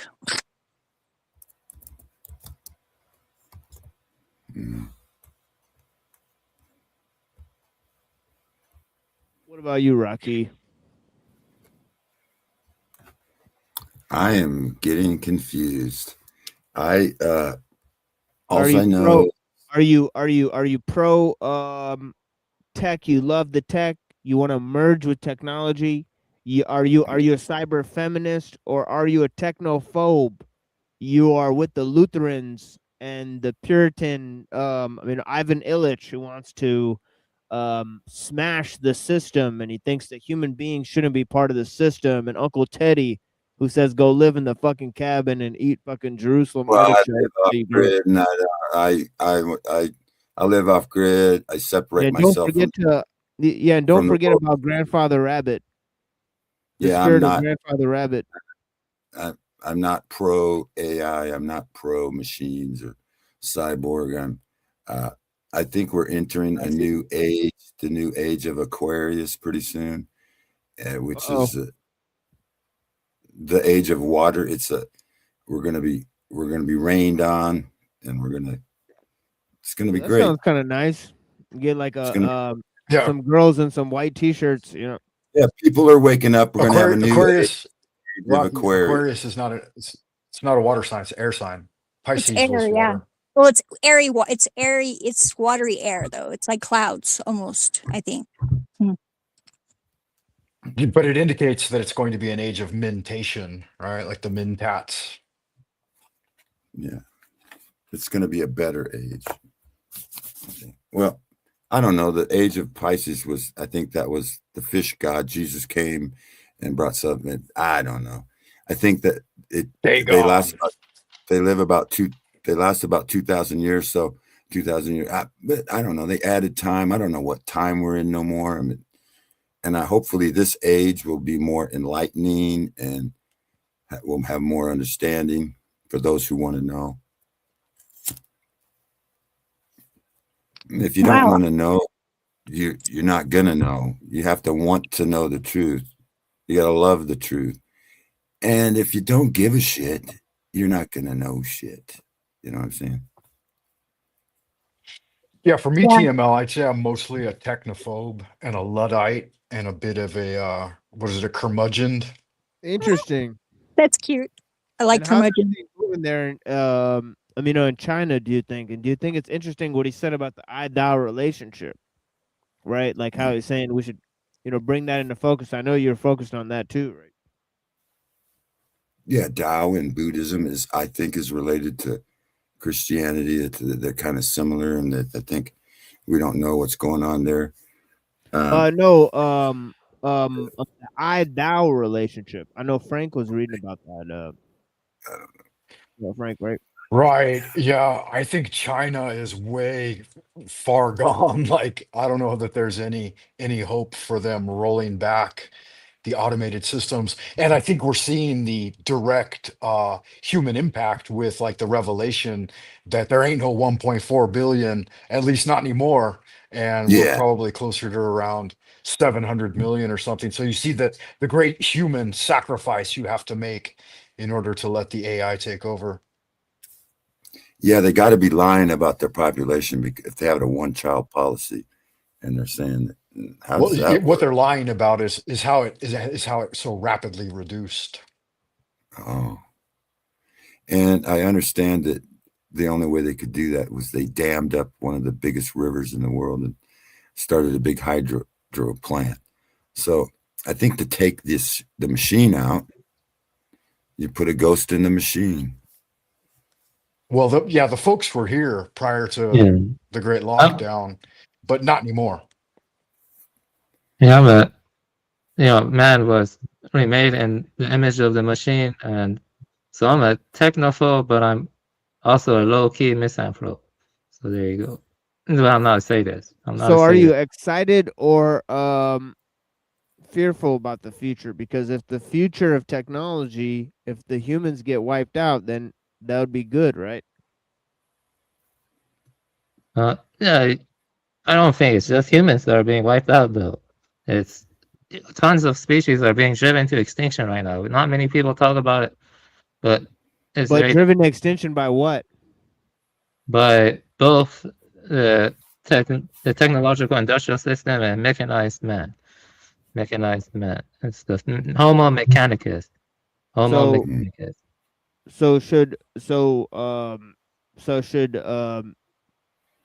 Should man wipe out the system or This is getting into stuff we talked about before. It's difficult, like autopoiesis, and is man truly fully in control? Right now, the system needs human input to sustain itself, but it's gradually, like people like Peter Thiel and all those crazy lunatics. They want to make it to where the system can sustain itself. Can be autopoietic. That means It's a crack. self-linking. If That's what they you want. you were at the dam in China and you were that Right. boy that had to put his thumb in the dam to either save the dam, save electricity, or pull your thumb out and let the dam crash, that's how a dam works. You get one Right. crack in the dam and that water will tear the shit out of that concrete just like that. So Yeah, would the you local engineers are saying we're one small earthquake away from that, in fact. So there's that. would you put your thumb in the dam to save it, or would you take your thumb out of the hole, let it go? I wouldn't put my thumb anywhere near that thing. Yeah, I don't think we're not going to have that choice. Nature's going to do what nature's going to do. Put your butt plug in there. Yeah, that's God's decision, not ours. Yeah, I don't know what I would do in that situation. Well, I guess we'll see if we find out. Yeah, but post-humanism does not necessarily imply We gonna find out. transhumanism. It does not necessarily imply transhumanism. Yeah. So It's eventually, it's just made out of, it's made out of iron and it's silicone's made out of rocks, sand. It's going to just go back to sand eventually. Right. Dam's going to break. Yeah, if one thing holds true, it's that all systems ultimately fail in some way. Yeah. So what are you worried about? It's just that we're going to a new age. Something's going to happen. Oh, thanks. All right. Yeah, I agree with that, Rocky. 100%. Worry is just an energy leak anyways. Concern is like one thing, but like worry, excessive. I think Yeah. Dr. D said it best that it's because squirrels have tiny buttholes. Oh yeah, he's on. Yeah, he's he's always watching what's going on out there in the wilderness. So he's keeping an eye out for us. And Yeah. hopefully we get too close to those squirrels. But yeah, blessings. Yeah, you It gotta was a watch out love. for those squirrel snipers too. It was a lovely day today. I went out in the sun. The flowers are growing. My wife's garden is. My wife's going to be gone for 3 weeks. I get to water the garden and go out, and the bees are drinking from the pollen. And the sun came out, and I looked at the sun. Am I looking at the Creator when I look at the sun? That's my question. I don't know. I don't know. There's I'd only say one. probably Son of dubious. God. Something about astrology. It's all written in the stars. That's what I'm researching right now, because it's used twice, and it's used in the scripture. The Son of God, spelled S-O-N. Yeah, it's definitely possible that it's a giant eye, but I don't think it's God's eye for sure. I don't know. And it's a bit of a red herring too. I think Someone it else. plays into that Well, at least idea. not the only one. Think about it. Plays The into that Bible says, idea of idolatry. if you think about it, though, the Bible says that God shines on the just and the wicked. God, he gives grace to the humble, but he shines on the. I mean, it describes the sun. It's the sun gives life. The sun, without the sun, there'd be no life. Without, so they have some similar. They have similar characteristics. The sun gives life to all the earth.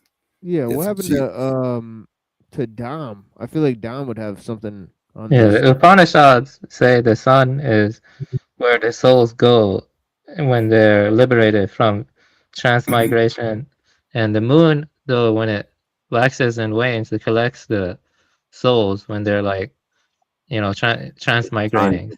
There's The a time. Upanishads. There's a time So for the sun is planting. like Doesn't somehow saying that though kind of mislead people to an extent and start to push politics on them? the sun. Politics. Yeah, That's up remember? there. Remember in Pokemon, right? The Pokemon come from the moon. You get the moonstones, and they evolve some of them. Do you know the bull god it's in the stars that God is said to be a crowned prince, or and the letter is the representative of a bull, and that the German Nordics and the German them people were monolith when they only had one God, just like Christianity, and they were and they also monotheistic. Yeah, they had a bull god, and the bull god Moloch is one of the most feared gods. But you have the constellation Taurus, which is a bull, and it's a representative of the power of God. It's a representative of his strength. It's like, so I don't know. Sun worship is worldwide. first letter of the Hebrew alphabet, Aleph, the ox. Ox, yeah, the ox, and he's the Alpha and the Omega. So he's the ox. So when they built the golden ox, were they just building what they knew, that God was like a strong ox guy? Yeah. Well, all right, guys. I'm gonna shut it down because I'm gonna come back tomorrow. We're gonna do a stream. We're gonna stream all night long tomorrow. So there's only 3 hours till dawn. So I'm just gonna go like take a walk outside or do something else. Honestly, I still have a 23-minute tape that I made for the end of the show. So that'll take a long ass time to just play that. And yeah, and there's also tons of people here. So I know you guys are gonna take a while to just say what you gotta say. But yeah, take your time. Well, are you going to go out in the dark, or is it dark out? Oh yeah, it's totally dark. I would But advise there's nobody go out there. Yeah, go out in the sun. Those non-human the more- intelligences. The genie. Yeah. The sunrise and the sunset are a special time of day. Yes, indeed. Yeah, thanks for having the show, TML, and for having us all up. It's always good fun. Really Yeah, bless. appreciate it. I haven't seen you in a while. Yeah. Yeah, we'll be back on tomorrow. So come through tomorrow, guys. Same time, 9:15 p.m. Eastern. So yeah.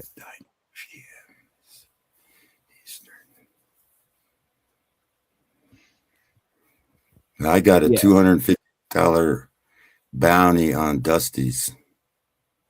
Oh, the powdered donkey. He's doing it. Right. Well, He you know, did- he Browns did- Boy. Yeah. Browns Boy's got a $40 one. I bet I could beat everyone. The thing is, Yeah, with somebody's got 1,000. Might be you, TML. that, no, I think it's Imperious. But yeah, that guy. Oh. But yeah, interesting. But yeah, Snafu's got $1,000. yeah, Snafu, all That's these not characters. surprising. Yeah, Probably they got rightfully Jack. so. They got Jack Chalcott. He's still on. Paul Enslaved came on the other day, so he's still on. So a bunch of people in the panels are on. We're gonna be doing more breakdowns of the panel people, and just today, the guy. Brought to you by Dr. Bob, right? Yeah, made by Made by Bob, made by made by Machine Bob. Yeah, exactly. So Machine Bob. so yeah, so we got some so we got some more ideas for some Machine Bobs. Me and Zeph are gonna come back and do a Juiceable Part 2. I got tons of material for the Juiceable Part 2. So that's another show we're doing on the Cyber Caliphate. It's called The Juiceable. And yeah, we explored lots of topics there. I think that'll be comparable to the stuff. We found out tons of new stuff about the old specials we did on Made by Machine Bob. Right, we got tons of material for that. About we got one special called Made by Jew Bob. We got one special called about the CBO crew. They broke up, right? So it's fun. We're gonna make fun of them. I know Enslaved by Truth was watching the show earlier. So yeah, so shout out to him. And I thought I saw him earlier in the chat. yeah, he was in the chat earlier. We got Lonnie here, blessings. We got Neurojack, blessings. I greatly appreciate you. We're totally gonna shit on some of these guys on the internet soon. Definitely Shilson has been doing some interesting stuff. We got a couple of specials on him. Yeah, he's supposedly suing the Chowdered Krusty, right? Well, Wilson? no, he went on this morning and Chowdered Krusty. yeah, he went on this morning and tried to hustle him for private DMs. Right? So he said, if you give me private DMs, I'll work with you online. He didn't say it out loud, but it was strongly implied, right? So he tried to hustle and shake down Dusty for private DMs between him and the person he's in a court case with. So interesting. Other people's evidence or something on evidence on other people. Is that what he's Yeah, he saying? tried to get evidence. He tried to get evidence on other people. That's right, Zeph. So yeah, blessings to Shadow Buddha. Blessings to Lord. Thank you so much for watching. Thank you so much, Lizard Tree. I appreciate you, Madam. Thank you so much for watching, Crystal, Shaman, Denise, Dr. D. I appreciate you. Alchemo, D. thank you so much for watching. You Tell Me was up in here.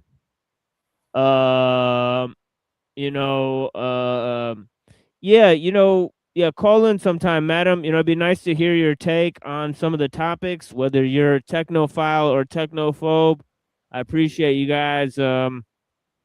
Obviously we're not against any type of thought here, right? All viewpoints are welcome, right? We're trying to have a sophisticated discussion about the different viewpoints, have a nuanced discussion.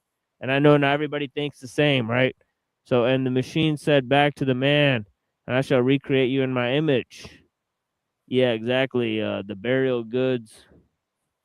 Right. Yeah. Clap for the thumbnail. I appreciate you. Panoverse, thanks for watching, man. Enigmatic Considerations, thank you so much for watching. I hope you got a kick out of it. The topics that I laid down, between the cyber feminists and the sort of views of Illich, right, against systems theory, right, and taking sort of Nietzsche's approach. I've heard that 2 or 3 times today, that Nietzsche hated this.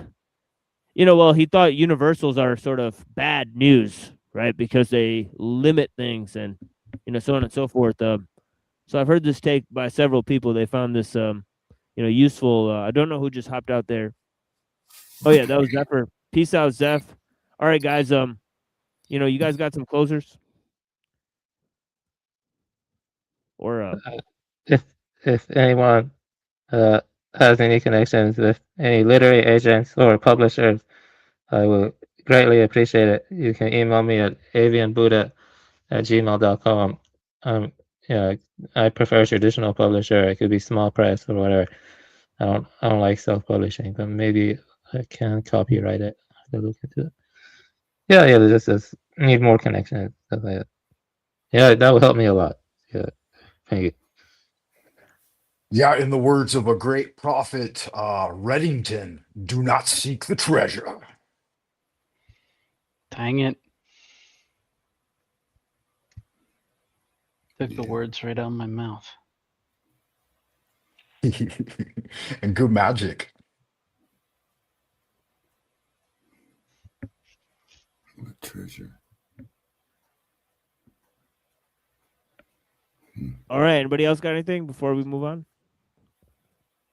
Reddington's going to have to give us one of his other prophetic bits of wisdom, since I stole his thunder on that one. Reddington. I've been researching the Reverend Robert Taylor, imprisoned for heresies in the early 1800s, and he was a astrology, like I don't know, the constellations and the heavens reading. It's pretty interesting. Look it up.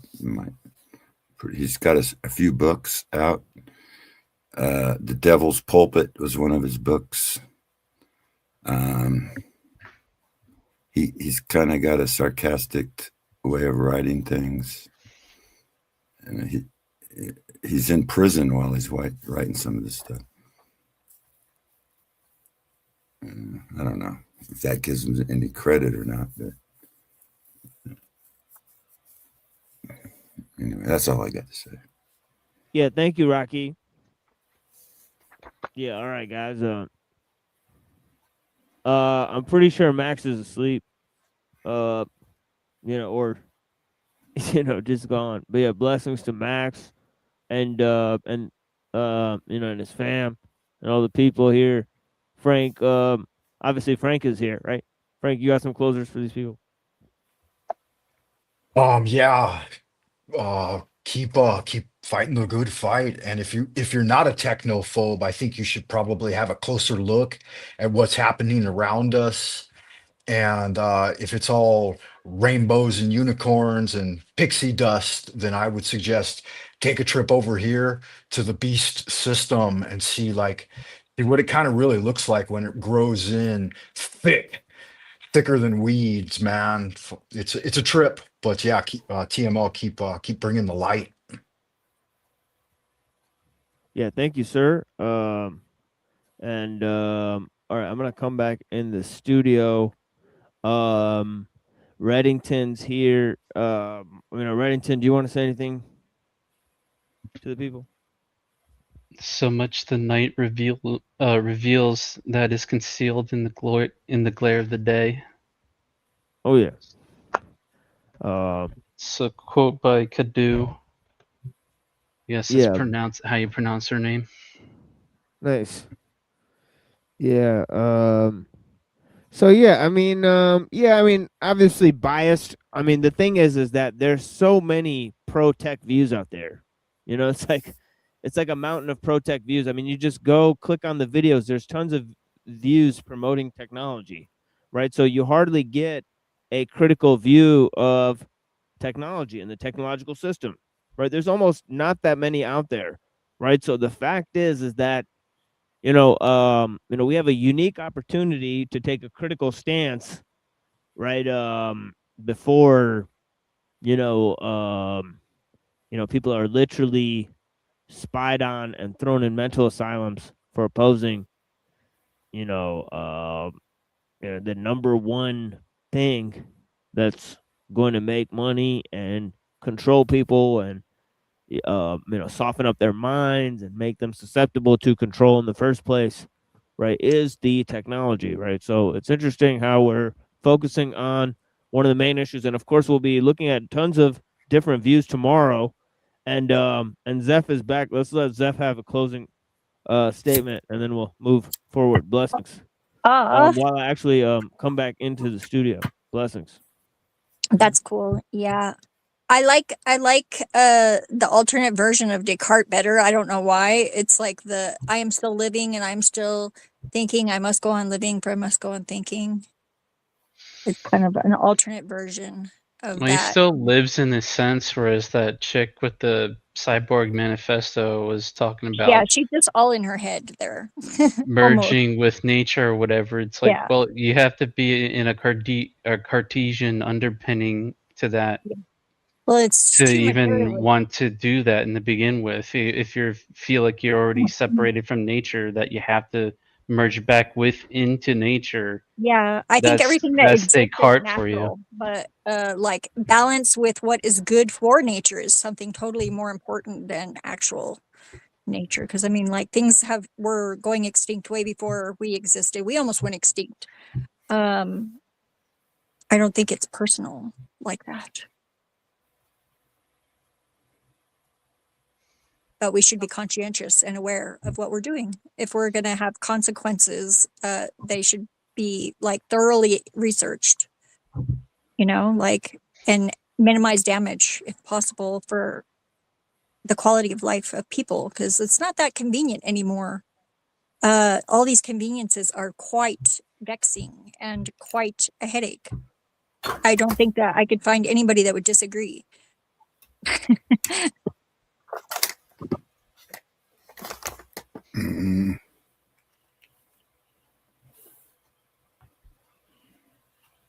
All right. Thank you, Zeph. All right, guys. Thank you for joining us here on the Machine Lines, where we talk about the lies of the machine on the machine that lies. And please enjoy this musical outro, that we sort of construct here. And a lot of it is Office Rage compilation. So yeah. I see you, Frank. Yeah, I found these videos. The Office Rage compilations. Yeah,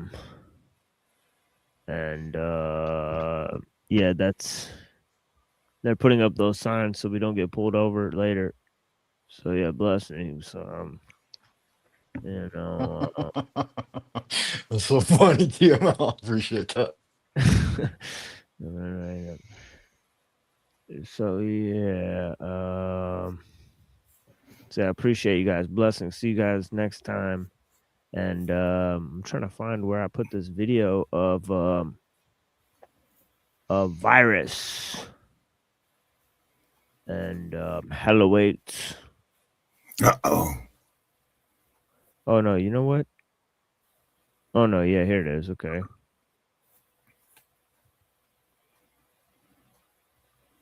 To be imposed, and a world governing body will be created to enforce them. Crises precipitate change.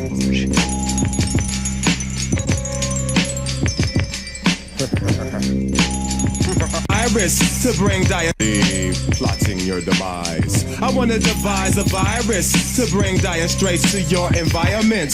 Crush your corporations with a mild touch. Trash the whole computer system and revert you to papyrus. I wanna make a super virus, strong enough to cause blackouts in every single metropolis. Cause they don't wanna unify us, so fuck it. Total anarchy and can't nobody stop us. You see, late in the evening, fucked up on my computer and my mind starts roaming.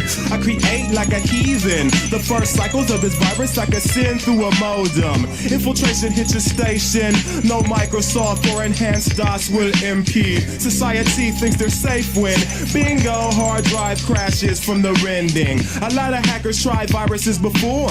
Vaporize your text like so much whiteout. I want it where file replication is a chore. Lights out, shut down entire White House. I don't want just a bug that could be corrected. I'm erecting immaculate design. Break the nation down section by section. Even to the greatest minds, it's impossible to find. I wanna devise a virus to bring dire straits to your environment. Crush your corporations with a mild touch. Trash the whole computer system and revert you to papyrus. I wanna devise a virus to bring dire straits to your environment. Crush your corporations with a mild touch. Trash the whole computer system and revert you to papyrus. I have already planned. The plan is programmed into every one of my 1,000 robots. We will not hesitate. We will destroy the Homo sapiens. Now, please stay where you are. I'm making some shit in my basement. Don't tell him no.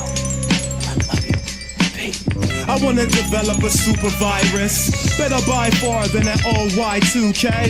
This is 3030, the time of global unification. Break right through they terminals, burn them all, slaves to silicon. Corrupt politicians with leaders and their keywords. FBI and spies stealing bombs, dissipate their plans in their face and catch the fever. Everybody loot the stores, get your canned goods. Even space stations are having a hard time. Peacekeepers seek to take our manhood, which results in the form of global apartheid. Ghettos are trash dumps with gas pumps, exploded and burnt out since before the Great Union. The last punks walk around like mass monks, ready to manipulate the database or break through them. Human rights come in 100th place. Mass production has always been number one. New Earth has become a repugnant place, so it's time to spread the fear that's fun to some. Too long have we tried to extend our glorious empire out to the stars, only to be driven back.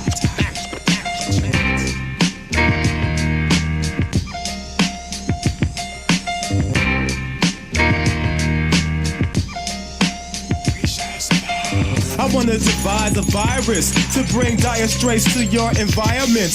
Crush your corporations with a mild touch. Trash the whole computer system and revert you to papyrus. I wanna devise a virus to bring dire straits to your environment.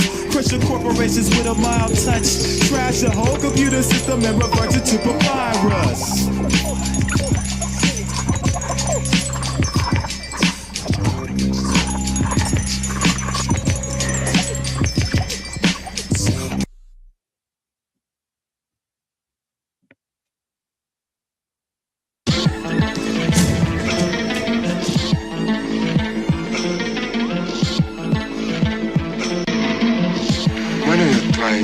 Sticking your head up, Joy.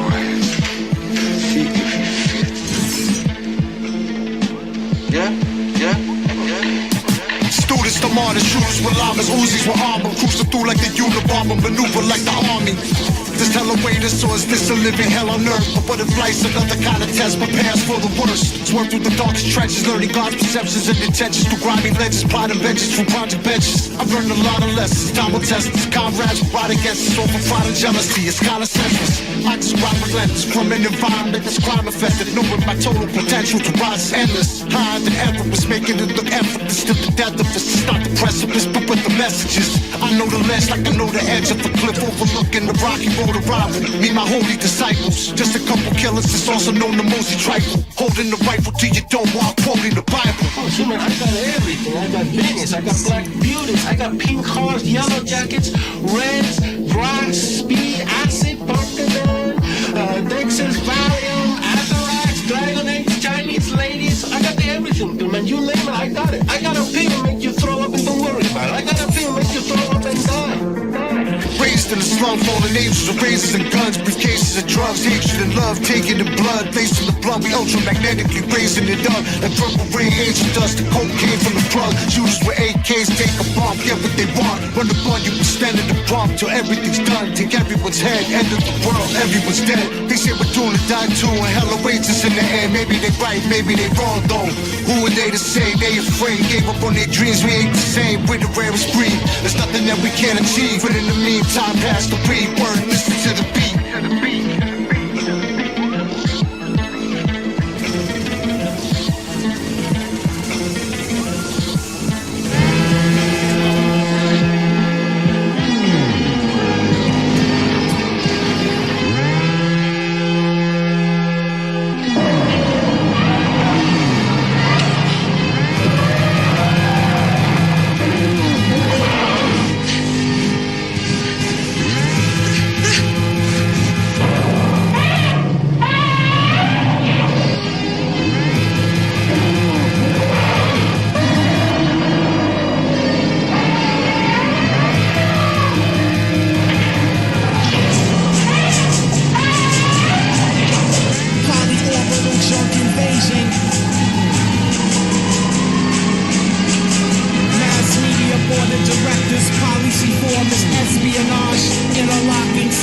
Serpent, drum out, scatter, fraudulent, pervert, wingmaster, treason, anvil 120, the horny pointed dragon, march from deviant bid exacts on, database GPU 28 permeator, amnesia, heavily strip slimmer, megalopolis, cheap transponder beamer, weather modification ordinance to T3 coaxial transmission slush from corporate governance. The William Casey Cap City takeover, Reagan era protocol, decimate digi patent nano server farm, screw face and motor card, global positioning interference throughout the matrix, mother of all blasphemous, nebulous, rhythmless nation, pompous, spiny, arrogant, emotionless, gray-faced slave, pale zealot horseman, destroying guard belligerent. This is personal and business, while purple creatures lullaby your infants. Stop encouraging your own censorship by supporting a profit over your survival. Be responsible for repping your own independent movement. This is Black Niggas State of the Union. Fuck, we were retaliation against American neocon who use media as a weapon on its own population. While half the world starving, suppressing this iridium Hubble station with a rogue general named Electric, with financial interests in fusional nuclear weapons, will broadcast the launch of fake holy war while you watch Kobe score 40 during the playoffs or Armageddon. Alpha Bravo Zulu time, keep America online guessing, hand back my style and essence. What the fuck are you even thinking? Cabbage Patch, Kentucky Fried Wicked, Edomite chicken. Don't worry, mommy, Nintendo served as the covert secret training. So why little Joey became a collateral damage sand trooper agent. Deep in the killing fields with Wacom as the only source of entertainment. The same little techno Autobots you watch crush each other for harmless enjoyment. And soon time will be on remote control protest crowd deployment. Titanium elbow jointed, cracking your primitive cerebral cortex. Got you uncertain channel surfing. Who's behind the control surface in certain bloody escalation tampons? The true nature of the threat. Viciously rip free speech out the throat box clarinets. To keep Halliburton call out group profit in the dark. So every nuclear winter the Bin Laden George exchange Christmas cards. Why do you think Saddam most trusted warring regiments called the Republican Guard? Demons fight demons on Beast Vision. Tonight at 5 after the presidential speech. Biblical Babylon fixation on dinosaurs, demigods, and winged creatures. Secret to the DNA and all land walking mammals. The mind whose energy developing cheap pressure. Bone compression process step by step. Sitting low in a microcosmic orbit. Internal exercise of the eye sockets. Receiving transmissions of mathematical substance. Proof the projecting dining in your living room is flat. Neo-national geographic man. Hanna-Barbera aftershock of the master plan. Blueprint of the matrix. Perspective already mastered man. Destined to destroy itself. Making into info worship where Satan steals your soul from behind a TV screen. Entering accessories for 1995 plus shipping and handling. Trapped in the square spectrum of light by Superman's father. Flipping toward the biosphere of the earth atmosphere to the glass shatter. Antimatter. Deflecting asteroids from the planet using my soul sonic force shield. Animal bypass surgery. Pinning Chip perfected, isolated unification. First century television broadcast, Christ execution across the Roman Empire. 666 Roman numerology engraved in the Pope's crown. 30 minutes of watching the false light reduce stimulation of brain activity. All God. Please vision. Resistance is impossible. You said you were time travelers.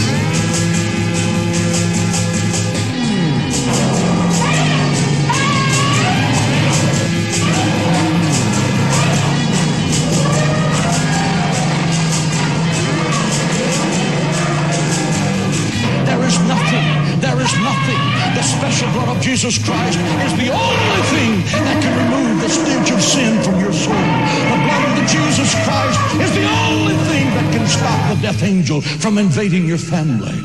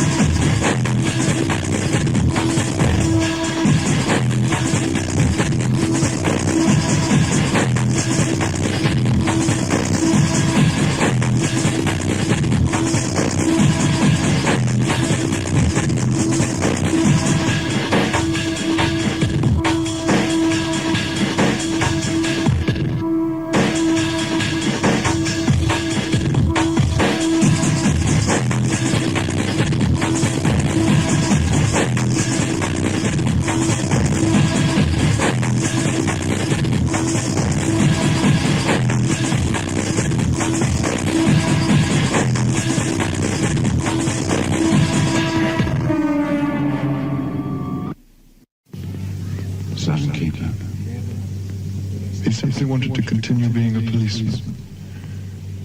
He saw Harlech House as bringing down the whole establishment.